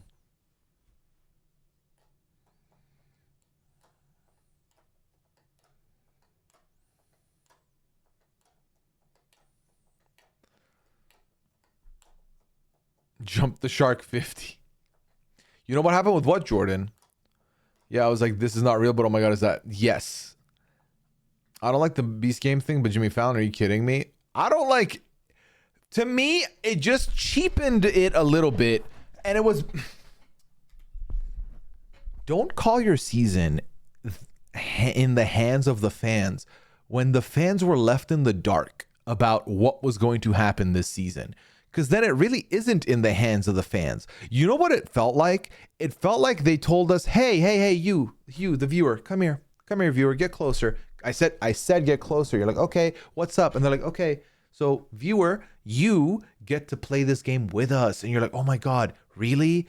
I get to play? Please, thank you. And it's like, yes, here you go. Grab this controller and play with us. And you're like, oh my God, you're sick. Thank you so much. Let me grab the controller. I'm absolutely going to play with you. And then you realize after maybe playing 30 minutes that your controller was never plugged in to begin with. It was an illusion that you were playing with them. That is what this was. Because when we could vote on things outside of like Final Fire making, really, what else did we get to vote for that was an impactful thing? Really and truly, not much. It was tribe colors, okay. But then what happened? There is some kind of a thing called the goddamn boomerang idol, which I don't know what the fuck that means. Jimmy Fallon has some influence. Like Jimmy Fallon and Mr. Beast will have more say on what happens this season than the fans. So why would you lie and put our names on it? And this is the thing, right? This is like literally the same mistake they made. Let me unzoom because this is an unruly site. This is the same mistake they made. This is the same mistake they made with the casting of 50, because the implication from Jeff was that 50 was legends, and for a lot of people, getting a stint on a New Era season didn't exactly etch you into the legend tier, which I understand. Based on the word legend, you're looking for like people who, when you say the word Survivor, their name comes to mind. That's the implication. So when they kept saying legends and then they gave us half New Era, a lot of people were like, what the fuck is this? Where's my legends? For me personally, I thought it should have been all New Era, but 49 would have been all New Era, and then 50 could have been whatever Legends is. But instead, they kept calling it Legends and then said, nope, it's not Legends. Instead, it's this. And then the problem was also when people started finding out who was getting cut, that was stirring outrage. And then it felt like, okay, well, at least the one thing we do have, the one solace we do have is that no matter what, we have decreed some of these things. We have said probably less twist the better. We have said no Final Fire making. And here we are. And there's all these gimmicks. So it's just a little frustrating, isn't it? At the end of the day, I think that that's really all it comes down to. And mind you, we talked about this on the pad, but like on the PAL, I'm still gonna watch. I'm still gonna be there, and I'm still probably gonna have a good time. But I definitely understand those that are very livid with this, because at the end of the day, don't tell us that something's gonna happen if it's not gonna happen, right? Just don't tell us anything, or if you're gonna tell us stuff, let it be truthful. That's really what it is. Let me see what y'all been saying.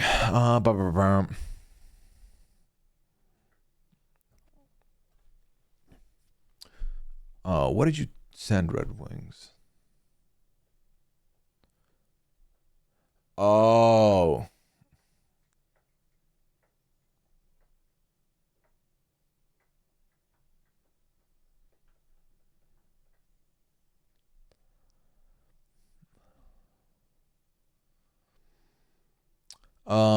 Didn't they used to have the winner of Survivor on one of the late night shows, like David Letterman interviewing somebody? I think so. I feel like Jeff just liked that tagline. I think so. I think Jeff liked that hands and fans kind of sounded rhymey. The gaslight of the contestants that the fan shows this and then did whatever they wanted. Yes. I love your purple controller. Thank you. Thank you so much. This is the one I bought for Liana and then I took because mine was kind of on its deathbed. But she also doesn't use it, so it's fine. It makes sense not why those fan votes were awarded so vaguely. Right? I describe it as when your parents tell you that you can pick your favorite vegetable for dinner. That's not a real choice. Right. Fallon Bash is no different than Tyler Perry Idol and Cagayan. Hey, listen, if Billie Eilish just had her name added to this, like to the Idol, I can live with that. I can absolutely live with that. But again, it's like you're bringing people onto the island. What I did like about 40 was that the one cameo we got was Cochran, a player. You know what could have made me happy? or made me stomach some of the snubs if the snubs make cameos in some way, shape, or form. But we didn't get that.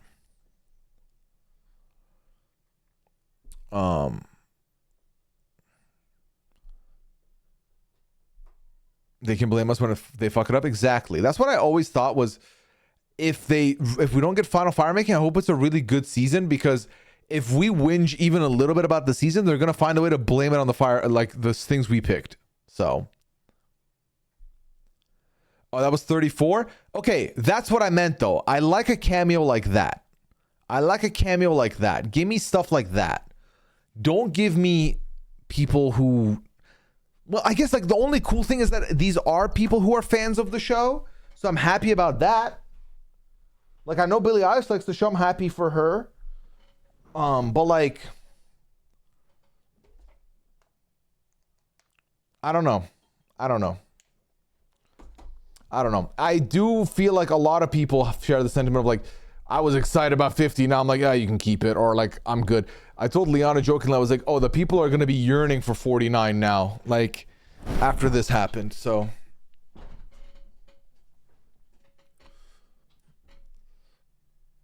Jeff produces the game for what he wants and likes. I agree. What do you think Big Brother 30 will do? Do you think Big Brother 30 will do what Survivor's doing with 50? I don't think so. Super frustrating. You really articulate the frustration. Well, thank you, team. I appreciate that. Celebrities for 50 should be the people you cast on it, like Australia versus the world was. Right. Did they even tell us the vote results? I don't think so. I would pay money for Mr. Beast to be put on island for 26 days and nobody film it. Wow, Jay. I could see when people that hits 30 years, they will do something. I don't know. I feel like nowadays they're not really doing milestones like that. My controller has bad stick drift, so that I can't play Fortnite with that. If you're playing on a console, I hear you, Tomster, but honestly, get used to using mouse and keyboard for Fortnite. It's a lot better. So our fans, welcome to BB Fans Pain. Yeah, there you can get it a little bit now.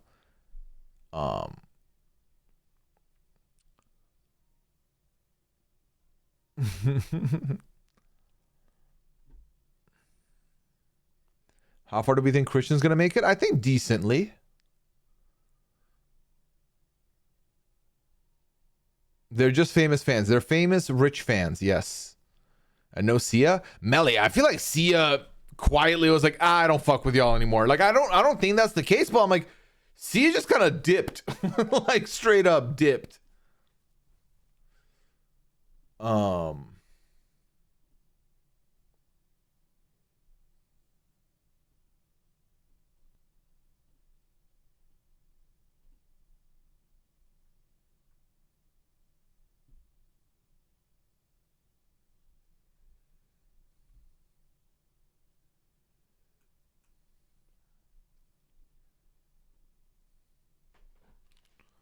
I like controller stick drift on my PS5. Damn.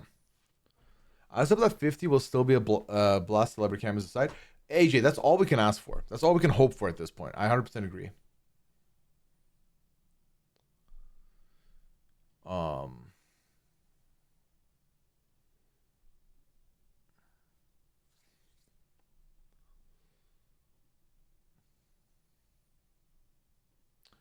Mr. Beast on Survivor is the most jumpiest shark thing ever.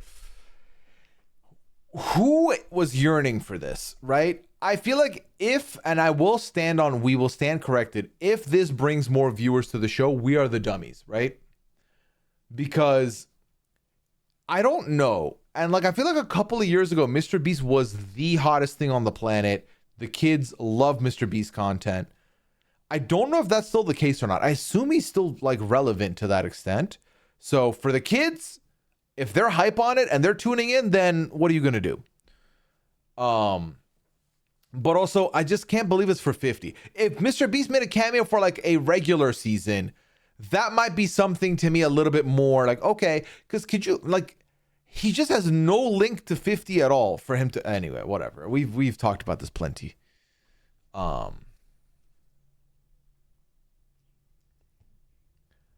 Savannah, Slay Queen Girl Boss or Mean Girl? Slay Queen Girl Boss easily, hands down.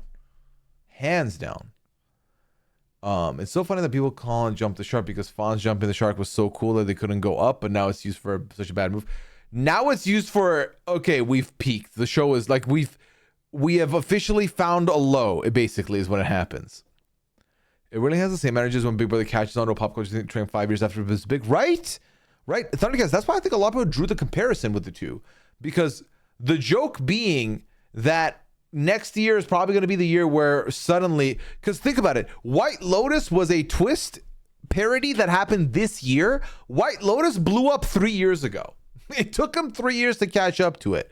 I'm telling you this, be ready for this upcoming summer to have Squid Game be a twist on Big Brother. Now that it's fully over.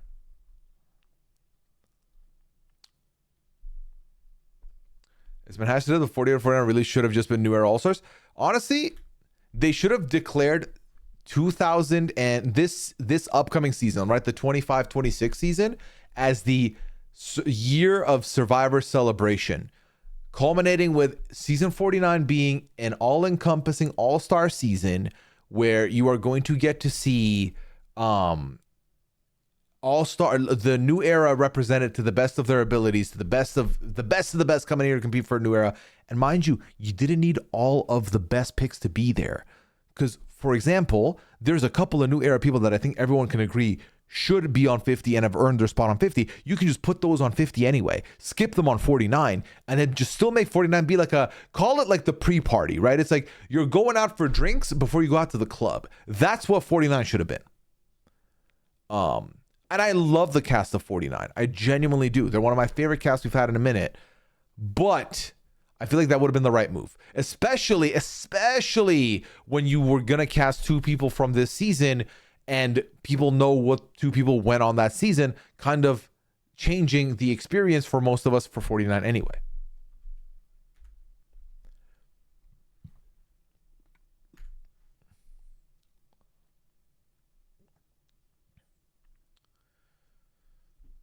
Do you see your boss doing Dancing with the Stars? I do not see my boss doing Dancing with the Stars. No. John Hamm will be dancing on season 55? Yes. 6-7 will come up in season 56. Is anyone besides me rooting for Savannah to be the first voted on the next Survivor? Oh my God. No, I am definitely not. For multiple reasons. But also, I'll give you the simplest one for my draft on 50.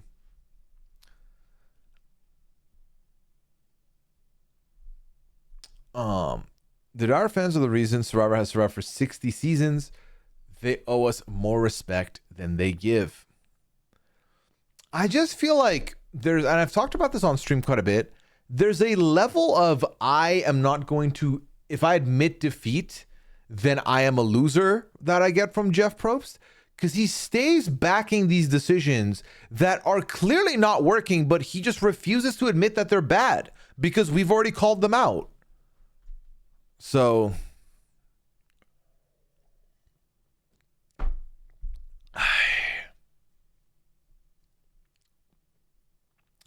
if 49 were to be a New Era's All-Stars, who are you casting? That's a fun exercise. Should we do that? How do I do that?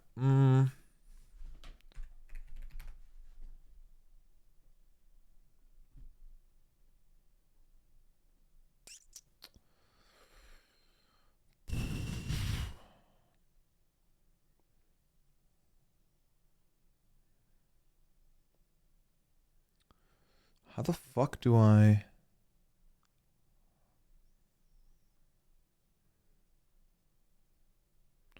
Wait, there's widgets I can add here?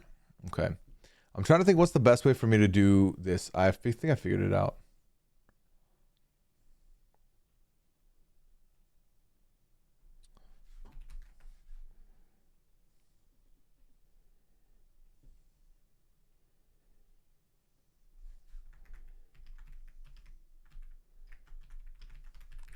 And at this point, we include 49, right?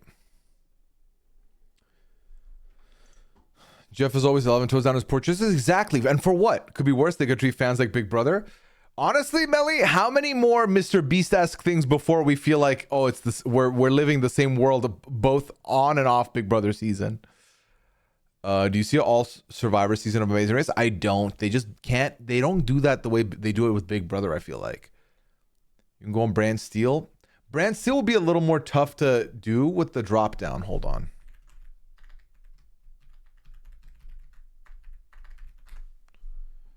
Hold on. Do they have a 24 slot one? I guess I can make a custom one, right?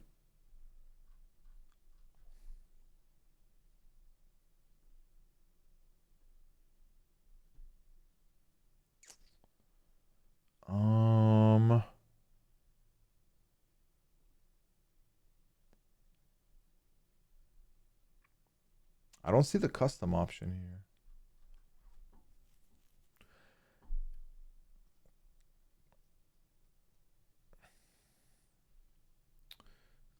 Oh, AU season and do it there? Okay.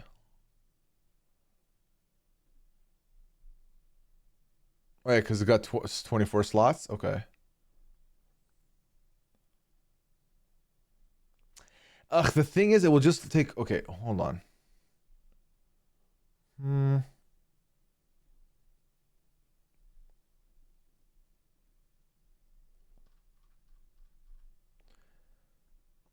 It's a little more complicated. I feel like what I'm going to do is I'm going to... Okay, I figured out what I'm going to do. And I'm going to keep it quick. I don't want us to, like, take forever on this segment. But if I do this. Yeah, I'm going to include 49 at this point. Because now we know who they are. So why the fuck wouldn't I, you know?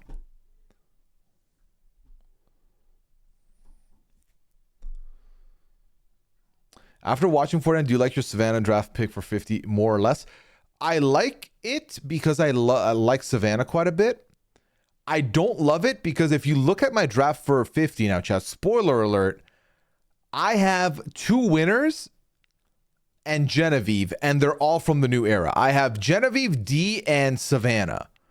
That can't be great because I don't think anyone's running it back and being a 2-time winner through this. So yeah, I love my team though. I love my team. I will go down for my team, like 10 toes down back in my team, but I do not think I'm winning the 50 draft, which is fine. If Savannah wins back to back, lock it down. I think, Mandy, the fact that they didn't see your game, yes, and also as long as Rizzo and her lock in and do not tell anybody, who's gonna find out, you know?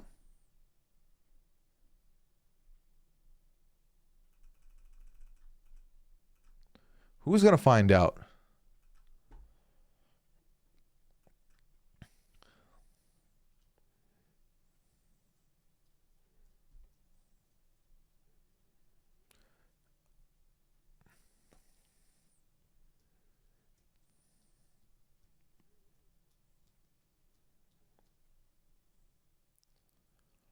Do they just get Savannah and Rizzo out early to avoid the Russell hands of it all, though? I mean, it depends on the thing is, the one thing that's for certain is they're not going to be Russell Hansian in approach. As in, they're not going to give them that vibe at all. I think they're going to easily assimilate. I think they're going to be fine.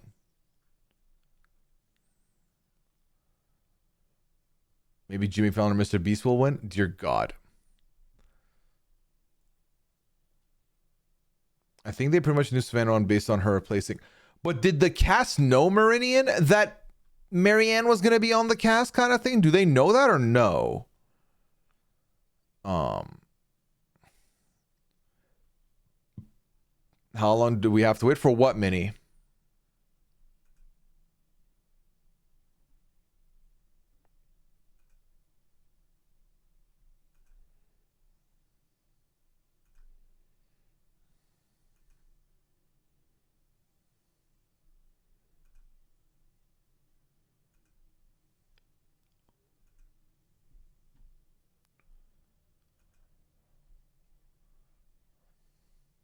I will say I'm very disappointed in Survivor for essentially, now that we know what the results are, spoiling the winner of their season. Like, You know? Word on the street end, Hero, is that Savannah took the Marianne spot and Rizzo took the Andy spot, is what I last heard.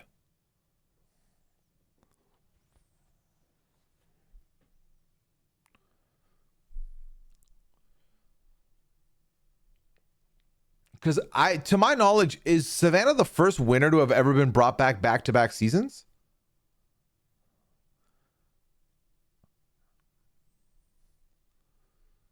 Yes. Yeah. So see, historically speaking, that shouldn't be a thing that they piece together.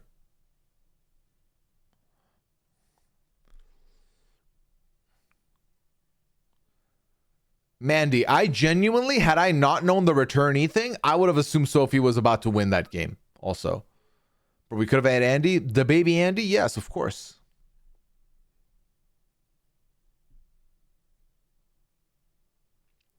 There's also one winner per tribe. See, I reject that. I agree there's one winner per tribe, but I just couldn't let that be the reason why we think someone won here, because I was like, well, in Game Changers, they didn't give even amount of winners in each tribe. You know what I mean? So. All right. Let's do this exercise. This will be fun. New Era All-Stars. I think it'd be fun, in order to keep it balanced, that I go ahead and pick a minimum of 2 players per season and then a bonus 6 from any season of our choice. Game show was supposed to be now. Oh, Meridian we're coming with the T. All right, so 41. I would go Shan, and I would go. Would I go Evie? Or would I go Ricard? I kind of personally want to go Evie, you know. I personally want to lean Evie here, but I feel like Ricard might be the more realistic pick here. So, especially, you know what? Because of these two, let's go Shan and Ricard. Okay, so we'll go Shan, Ricard. And then we go 42. 42, do I have something chill? There we go. Thank you. All right. Then we look at 42, and we go, I mean, the easy one would be to go Marianne Omer. But okay, you know what? No, I'll make it a little harder. I'm removing winners from the pool. I'm going Omer. And, hear me out. I think we missed a lot of potential from Jenny Kim. I think Jenny Kim would have been a killer, just has a very unlucky shakeout.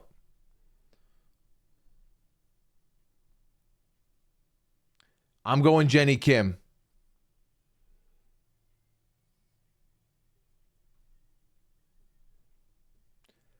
The special shout out, honorable mention may have been in this batch, would have been Lindsay, maybe? Of course, who wouldn't want to see a Wurtenbro get back in there as well? All right, 43. See, this is interesting because that's my guy. Dwight Moore's my dog. But, I'm going Jesse and Carla here.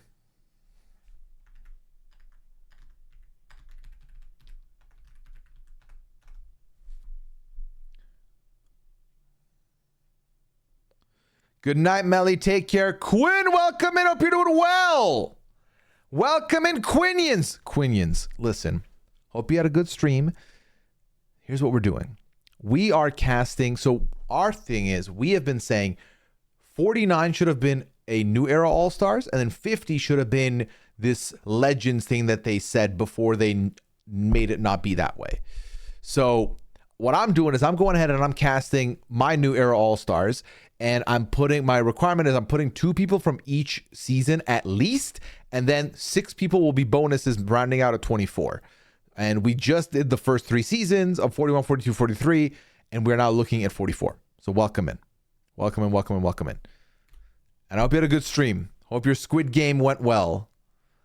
Loki would be down for both Cassidy and Ellie from 43, but that might be a hot take. I don't think it's a hot take. I think Cassidy would have been high on my list as well.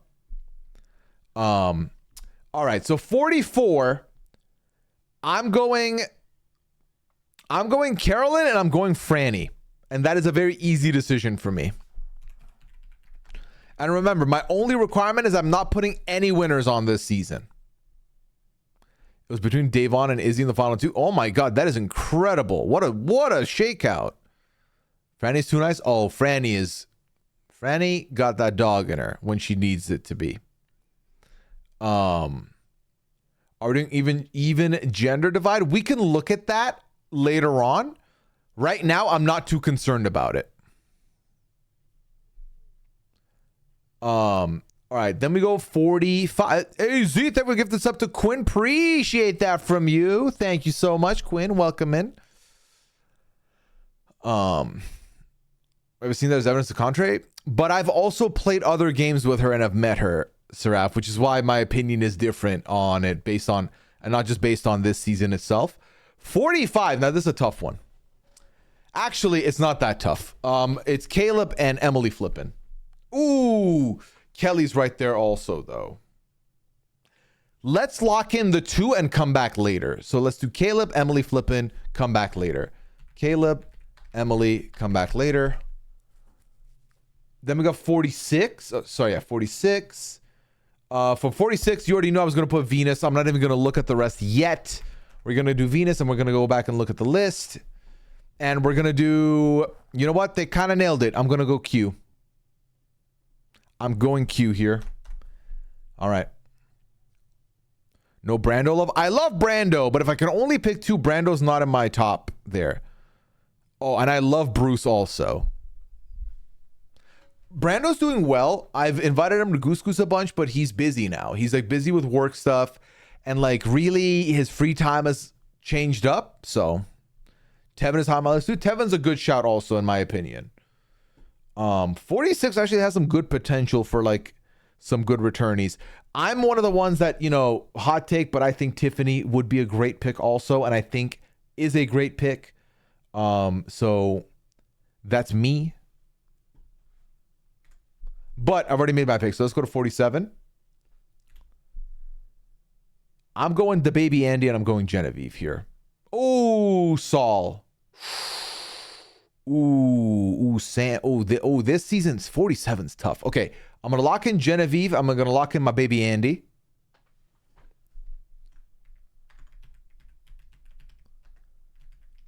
I can't call him baby Andy. He's Andy now. He's matured.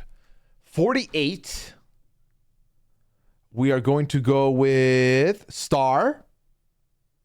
Ooh, I'm going Say. Oh, shit.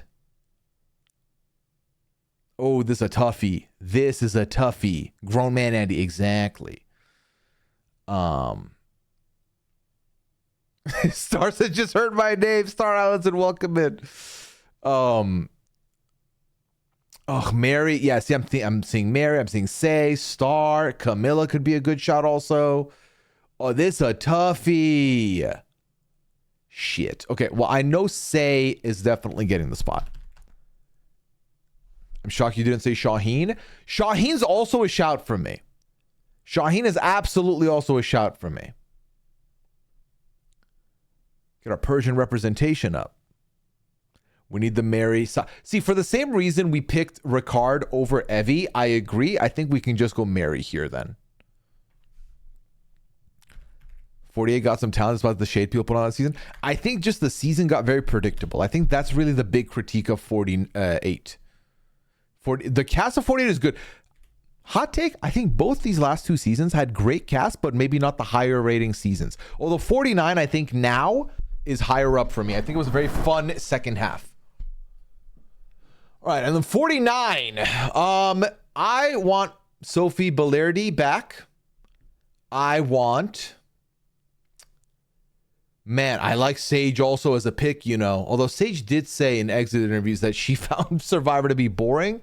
So maybe it's kind of like the Emily Flippin rule where I wouldn't cast Emily Flippin on my shit before because Emily said she never wanted to do it again. But then she did it, so now it counts. Because I'm almost thinking I want to run back the Sophies. Sophie Segretti and Sophie Bellardi. But also I feel like Rizzo did not win, so Rizzo counts. So I'm going to go Sophie and Rizzo on this one. And remember, we still have, 6 slots to pick from. So we still have 6 slots to pick from. And I'm going to start eliminating seasons because I only have 6 slots to pick from. From 41, really, Evie is my only pick. You know what? Shortlist. We'll do shortlist here. We'll shortlist the ones that I'm considering. So we have Evie here. And then we shut down. Anybody else from this season? Not you, cool. All right, 42. Anyone else from this season? Maybe Zach Wartenberger, but that's just more so bias. Nah, you're good. 43. You know what? I'm going to move my guy Dwight into the list just for the discussion. Owen would have been a good honorable as well. But I'll go Dwight and I'll go Cassidy in the list for now. Dwight and Cassidy in the list for now. And then I will look at 44 and I will see. I think Maddie would be a very underrated pick, a first boot that has untapped potential, but maybe y'all aren't ready for this conversation yet.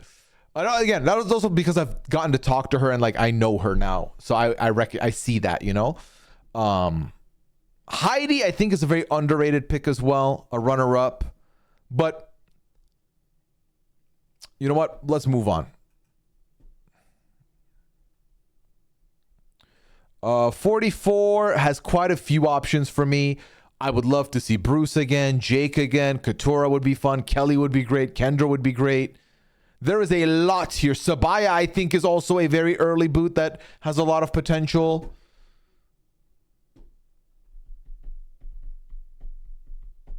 I'm going to put in Kelly into the shortlist.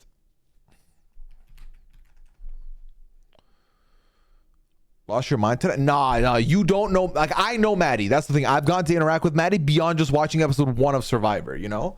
And like, Maddie is good. Maddie's fun. BB27 Kelly would be nowhere near a list of mine. I'll tell you that much. All right, let's go to 46 now. Tiffany would be Tevin.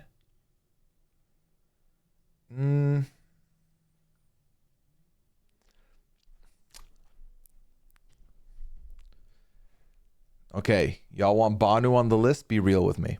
You want Banu? Is that what you want? You want fucking good TV? I'm kidding. I'm not putting Banu on the list. Do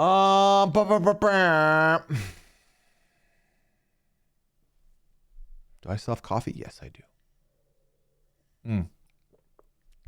Oh, you know what? Let me go to the other seasons that I'm going to have a harder time with and make some hard picks. I want to put Sophie on my short list. And I want to put Nate on my short list. Sophie, Nate, and Sage on my short list. Sophie, Nate, and Sage on the short list there. And then otherwise 49 for now. I bid you goodbye. 48. Shaheen, Star, and Camilla. Yes. Shaheen, Star, Camilla. Shaheen, Star, Camilla. Shaheen, Star, Camilla. Rogues, yeah. That was this season. All right. And then you are good. And then we go to this tribe. Oh yeah, Teeny and Saul I think would be good picks. Teeny, Saul. Asia, would love to get Asia to get a second chance, but again, that would definitely be like, if I'm going realistic versus what could happen, I think Asia is definitely more of a heart pick here, but the heart wants what it wants and you should allow it. All right, is that everyone from this list for me? I believe it is. I'm thinking about it one more time and it is locked. All right, back down to 46 again. Did I not put Sam in there from this? Oh, you know what? I'm going to put Sam in there also. I think Sam would be a great pick. All right, let's go back to this list now and make some decisions here. If we needed a jacked dude, like a big guy for this, Jonathan would have been not the pick. I think Hunter would have been the pick, but I'm good off that for now.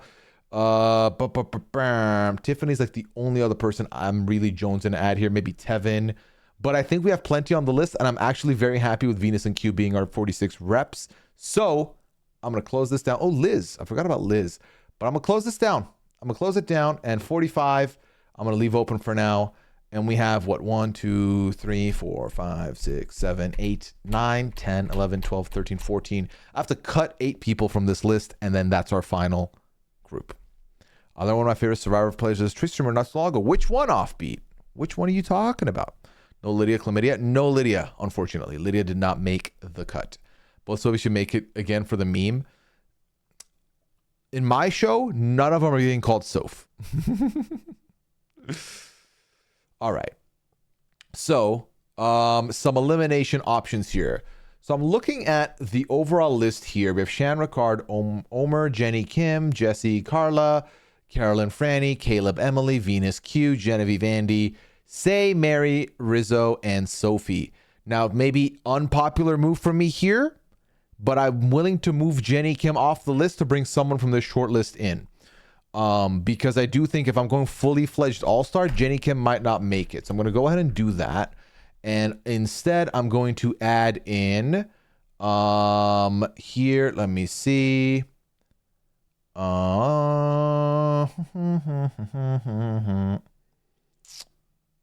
Who takes that coveted spot? Oh, this is tough. I did that as if I was going to immediately get something right. You know what? I'm going to go Dr. Evie. Are we going to try and do 50% BIPOC? Oh, let's see. How are we looking as of right now? 1, 2, 3, 4, 5.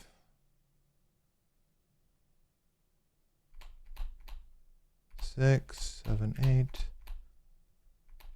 9, 10, 11. Yeah, we're there. We've hit 50. We will hit 50, I think. Evie spelled wrong, by the way. I'm missing a V. You are correct. All right. Then we've got, okay, so Evie is off the list. Now we have to make our decisions for 6 more people to add in. Who else do I want on this list? Who do I want on my cast chat? Based off this short list specifically. Who would you look at and be like, that's a good consideration, let's run with that, versus others?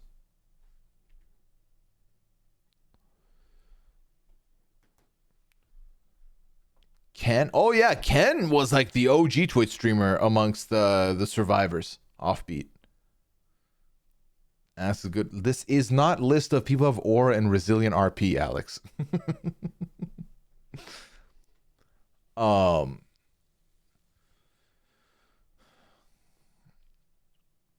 Sam, Kelly, Cassidy are my locks. Cassidy. We got a couple Sams, couple Cassidys here. Oh, thank you, Alex. Appreciate that. Shaheen says Jay.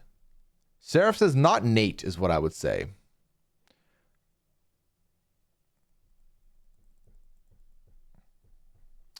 You know what I'm gonna go ahead and do? I'm gonna add Saul to my list immediately.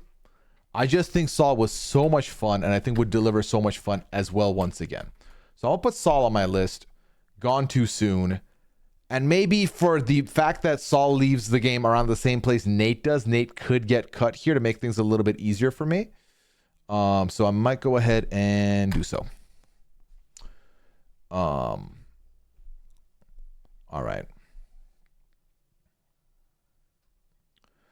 And then, well, how many slots does that leave us now? That still leaves us with 5 spots. 5 spots and 1, 2, 3, 4, 5, 6, 7, 8, 9, 10, 11 still. So half of them still, a little over half still have to go. You know what? I love them both. But 47 now has 3 people.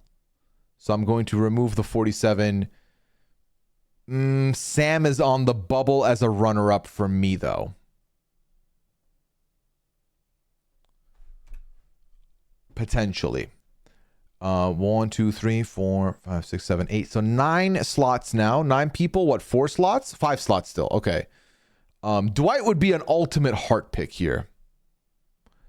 Well, Jay, that's what I said. That Sage said Survivor equals boring, which is why I almost didn't put Sage here. But that does make my decisions a little bit easier. So let's go ahead and do that. You know what? I want Sophie back. I feel like Sophie got a horrible first half edit for someone who ended up being a key character in the merge. So double Sophie season. We are back. Let's do that. And I would like Shaheen back in as well. One Persian man, one Persian woman in the building. Shaheen definitely fancied himself to be a big front runner. Can he back that? We'll see. All right. And then obviously 3 more spots with 7 people. Do I have that right?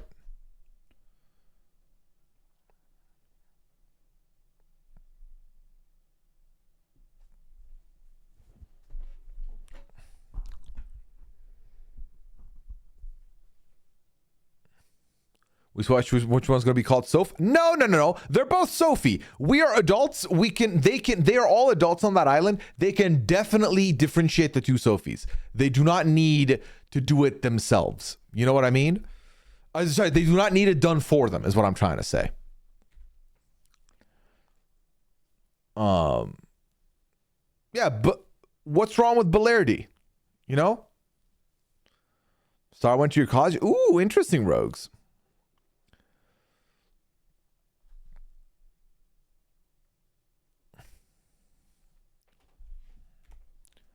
All right, this decision could get made a lot easier, or I could get ghosted, but let's try something out here, shall we? Let's try something out tonight.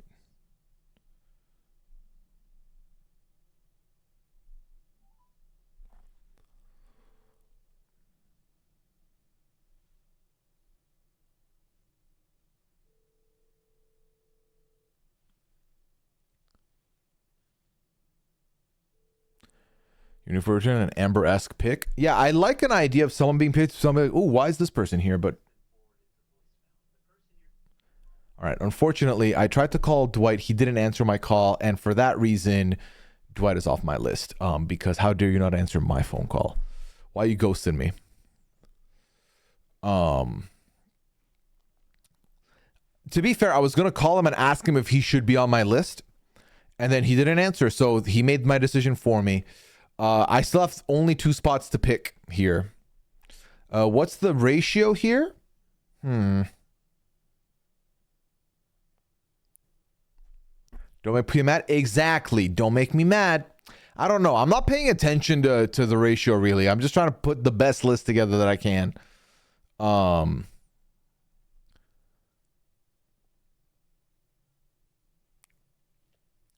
fuck. Okay. I think I want to remove Cassidy from the list. I think I'm going to go ahead and do that, actually. Sam, Camilla, Star, Kelly. Evie's not bad, but they're transmassive. That helps. I appreciate that, Rogues. Yeah, no, I mean, listen. The reality is Australian Survivor, AU versus the world, was not a split even ratio, and it was a great season. We don't need the split even. It just needs to be not completely lopsided, but if it's like 1 or 2 over, that's fine.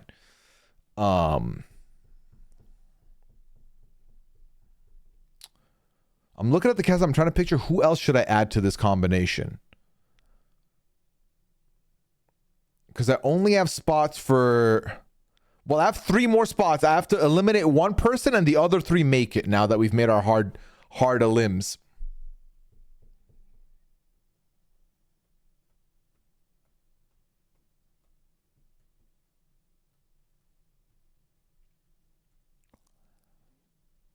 So Kelly, Star, Camilla, Sam, 1 needs to go, and then our list is complete.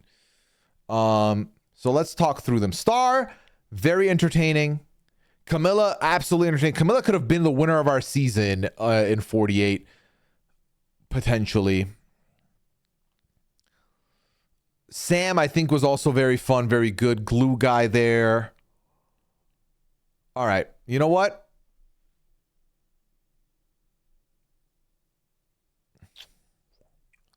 All right, I want to put Star in.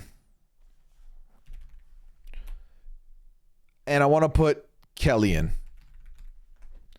That leaves us with Camilla or Sam? One is in, one is out. Who makes the bubble? The snake guy from 49. Oh, for an All-Stars? You know what? Should I run the poll for this one, chat? Would you like to get this final say on this one?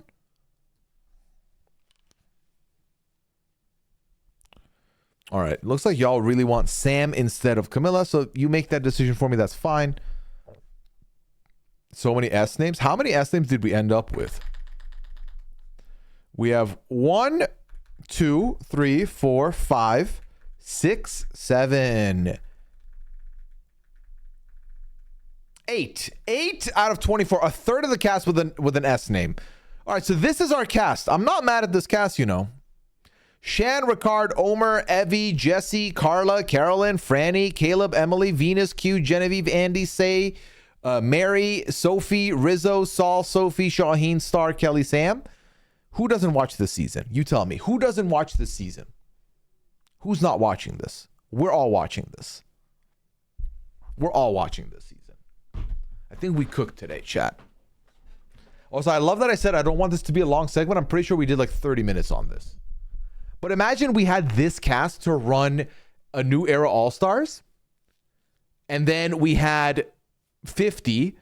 And then at that point for 50, you could have brought back a couple of the winners, a couple of the other names that we didn't end up putting on this list. Because Lord knows there's at least like 5 or 6 names from the New Era you could put into the 50 season. No problem. So, what could have been? What could have been? All right. There we go. That was fun. I like that. Okay.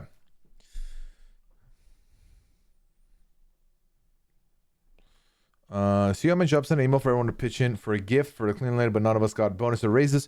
Should I be mad at this? They raised 1.6 thousand. I think you should be, because the CEO could very much provide that bonus, that gift. But like as long as you're not mad at the cleaning lady, you know what I mean? If you're mad at the CEO, I think absolutely valid you should be mad at this, because you are making the money. Why are you not making the money? Why are you not gifting? Why am I supplying this gift, you know? I would agree with that, Minnie, that Rizzo would go home much quicker on a returning season. But I think the fact that no one knows Rizzo's game is very good for Rizzo. No one there knows that this man refers to himself as the Riz God. Actually, they would, because of the preview for 48, right? Because they would have seen the finale of 48. So they would know Rizzo. Oh, that's interesting. They would know Rizzo. They would know Rizzo. Was Savannah prevalent in the preview for 48? I saw 49 on 48? That's the thing. They already know he refers to himself as Riz God, so that could be dangerous, but Savannah said she was pulverized these suckers. I mean, and she did not lie. So we'll see. We'll see. The finale made me hate Sage even more than I did before the finale. She's such a crybaby, like, oh, I'm being bullied. No, you're not. Shut up. I didn't feel like, the thing is, it's like, it's just, to me, it's just a game. So I'm like, okay, and like, chat, let me be honest. I cannot imagine how fucking awful I would be if I was running on fumes for food. Things are not going my way in the game, and I just feel like I'm othered. I just picture myself going through very similar things, and like maybe I'd have thicker skin and like didn't say it out loud and just kind of tried to play it through anyway. But like, I can't fault people when they're on the game and I'm not. You know what I mean? It's tough. And like, I really liked Sage. I thought Sage was a very complex character. A character who clearly had the strategic chops, was recognized for those strategic chops, but also had a little bit of insecurity and also had emotions running as well. I feel like it was a very fun character. I'm so interested to see whether Rizzo and Savannah write each other's games out. I don't think so. I would have been concerned about that until we watched the season. Now I'm like, I see no reason for them to do that. He just tweeted this relevant. What is this, Red Wings? Had I known I was going back on 50, I would have played my idol and took it. I wouldn't have played my idol and took it with me to 50. Okay, that is so funny. That is so fucking funny.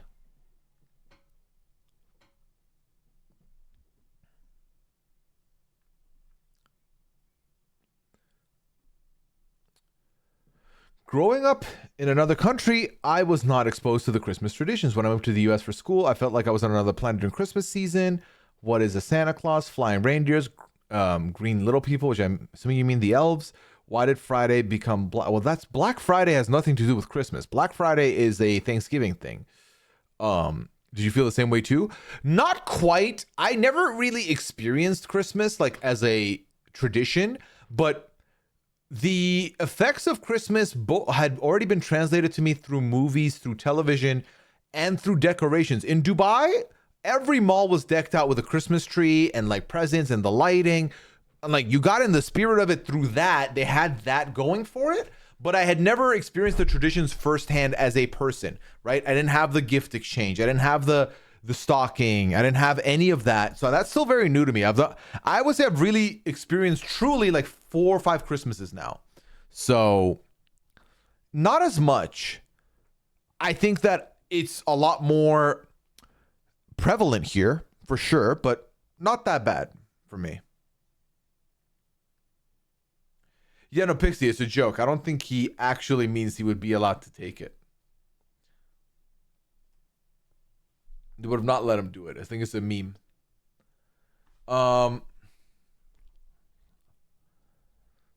a new Survivor fan and only started watching during Millennials vs. Gen X. I went back and watched quite a few seasons, including Heroes vs. Villain, but I don't really remember her. Who are you talking about? I've obviously heard of a lot over the years, but I expectation for RHAP Mafia. I know this is sacrilege, but I wasn't that impressed with her gameplay. Is this just how she plays? Can y'all fill me in on her and why she's so iconic? Oh, you're talking about Jerry Manthey, I imagine. You didn't mention the name of the person, but I think you mean Jerry because you said you watched Heroes vs. Villains. Jerry is like one of the original players. She comes in on season 2, is very much looked at as a villain, and I don't even think she was that big of a villain, to be honest. And it's just a fun character. If you've watched any of her interviews on RHAP, she's very fun. As far as a game player, she kind of it's very hard because you have to remember, unless you were under the line of scrutiny playing Mafia or you were a Mafia that was talking, you did not have a lot of an outing here. So Shaheen had a presence. Some other players had a presence. She played a very quiet game, but also I think that it didn't do her justice, but I do think that you have not seen the best of her. But she's a great character.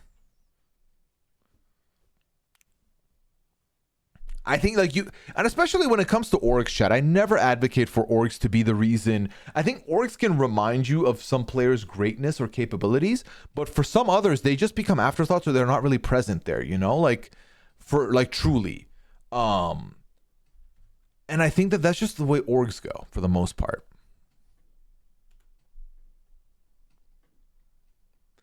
I feel like fandoms or TV spaces have been so immature these last few years.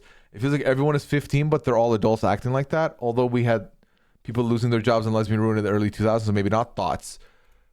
I think that the early 2000s really, and like the 2010s, really lent itself to like fandoms who they couldn't really reach the contestants at that point. So what they could do was they could figure out where they worked and jeopardize their jobs. That was like kind of the hallmark move of a toxic fan base with like Big Brother stuff. Now it's different because now, unlike when I was 15, every celebrity in the show, every reality TV contestant is accessible. And so instead what people do now at age 15, 16, when they get very too attached to these players, instead of just being I really love this person or I stand them, they become the embodiment of that person, they think, by just adding that person's face to their profile picture and then proceeding to say the most heinous shit possible to anyone that doesn't like the player that they are supporting. And I think that is a very big problem we have in the Big Brother fan base. I think it's a problem I'm seeing more and more with the Survivor fan base. I think it's just a problem with reality TV fandom in general. So Yeah, it's something that happens a lot now where, they'll be like, oh, I really like Savannah. I'm now going to put this Savannah profile picture. And then when someone says they're not really rooting for Savannah, I'm going to reply to their photo and be like, that's why you're going to die a virgin, ugly. Really? Because they don't like Savannah? Like, that's weird to say. I don't think Savannah would ever want you to say that either. Why are you doing that? So shit like that happens now is, I think, a big issue. And I think it was an issue before anyway. I think these shows have had that bad fandom before. I think it just presents itself in a different way now than it used to. So, yeah, back in the day, we just talk shit about them. Exactly. Like, you just talk shit and you moved on. Now, everyone's everywhere and people are very quick to bring and talk about people everywhere. And, like, talk shit to them on their platforms, go to their Twitch chats and be toxic, at them on every social media platform they're on, at other players and be like, why are you friends with this person, and etc. So it's a very long day being a Survivor Big Brother fan, or just, a reality TV fan in general. But I'm not even willing to put it on the kids. I'm not saying that only the teenagers are doing this. I think there are full-blown adults that are also doing this and exhibiting this behavior, which is just an absolute shame. So, yeah. Yeah. All right. And as much as I'd like to believe that wouldn't affect how I would play, I gotta admit it would cross my mind. Right, Ainsley. That's why I would never do Big Brother. Straight up. And, like, can I speak on something else that I'm terrified of as a podcaster for a network like RHAP? If I was ever to go on any show, I know I would have people that would support me blindly, meaning whether I suck or not, they're going to say Pooya is amazing, which I do appreciate, obviously. But that terrifies me, because all that's going to do is, if I don't do well, have the biggest haterish assholes of the world come out of the woodwork in every corner of hell to then talk shit to me because they think they got one up on me and one up on people who liked me. So I would never want that. I saw that happen with Asia, where everyone was supporting Asia. I still stand on business, stand on 10 toes when I say that I think Asia's skill set is great for Survivor. I meant what I said when I thought she could win the whole thing. Like, I genuinely felt good about her. Asia leaves, unfortunately, very early, right? First boot from her tribe, third boot overall. The way people thought they had their gotcha moment, ooh, their favorite flopped. Okay, and what? Do you think that our lives changed that she didn't do well? No. But for some people, that's what they needed to go to bed well that night. Like, they stake all of their energy on shit like that. And that's just a very unfortunate place for us to be as a fandom, because the reality is we're all going to be rooting for different people. And whether the people succeed or not, we still all like the same show, don't we? So, and there's plenty of other stuff to be mad at or critique. Let's not critique each other's picks, because that's kind of weird. Let's critique the formatting. Sure. Let's critique the fact that we have had 3 tribes the whole time. Cool. Let's critique Shot in the Dark. I'm open to it. But let's not critique little Jim, who is a fan of Saul, and now you're just watching the show waiting for Saul to get voted out so you can go add Jim and call him a fuckface or whatever. Like, why? So, yeah. And, like, the thing is, Asia is now, like, she has left the game, she is happy, she's living her life, and she's having a good old time. But, like, every now and then I imagine there's gonna be a motherfucker in the mentions just being annoying. So, yeah. Same, Tom, sir. I like that it delegitimized the shit this season. All right, Chad, I'm going to be honest with you. My back is starting to hurt to the point where I've had to get up and try and stretch it out because it hurts. So I think I'm going to call it here. I will be back. So let me actually, before we start leaving here, let me quickly ask you this, chat. Let me ask you this. Do you want a Friday night stream on Boxing Day? Will you be around? What are your thoughts? Because I'm open to it. I just want to see what you're saying. Because I'm going to be home, most likely. So if you would like a stream next Friday, sound off right now. Let me know. even if it's a short one, we can still do it to, you know, hang out a little bit, get a little chill time together. All right. Okay. All right. Heard. So then this wasn't the last pad. You got clickbaited. Last pad will be next week. And we're still doing a New Year's Eve stream, by the way, just in case you didn't know. We will still be rocking the New Year's Eve stream on the 31st, as is tradition. Is there someone to raid tonight? Let me give it a gander. Let me see who I would like to raid. Do I see any friends? Any streamers I would like to trust with my community? Oh my god, you know what would be fun? Yes, I know where we're going. Here's where we're going. Chat, I'm sending you over to Ron Funches. That's right. Ron Funches of the Traitors US season. You guessed it, 4. We're going to go in there. You're going to throw some less than 2s in. You tell Ron Funches we're excited to see him on the Traitors. Show him love. And maybe bonus points for Rob if we let him know what community we're representing, you know? So let's go there. I love Ron Funches. I'm so excited to see him play, low key. Like straight up. I think he's going to be a very fun person to see play. All right, chat. Thank you so much for hanging out today. I do appreciate it. Sorry for cutting it a little short here. I feel like we had a very fun stream. We put together an all-star cast. We answered a bunch of very fun questions. We had a great nuanced conversation, which is why I love this community so much from the bottom of my heart. Thank you for letting me do this every week. So I'll be back, not Sunday, but I'm going to try and do a cooking stream this week later on. Be on the lookout for that, and then we'll be back for Friday as well. So y'all take care. Have a good one. I will see you later.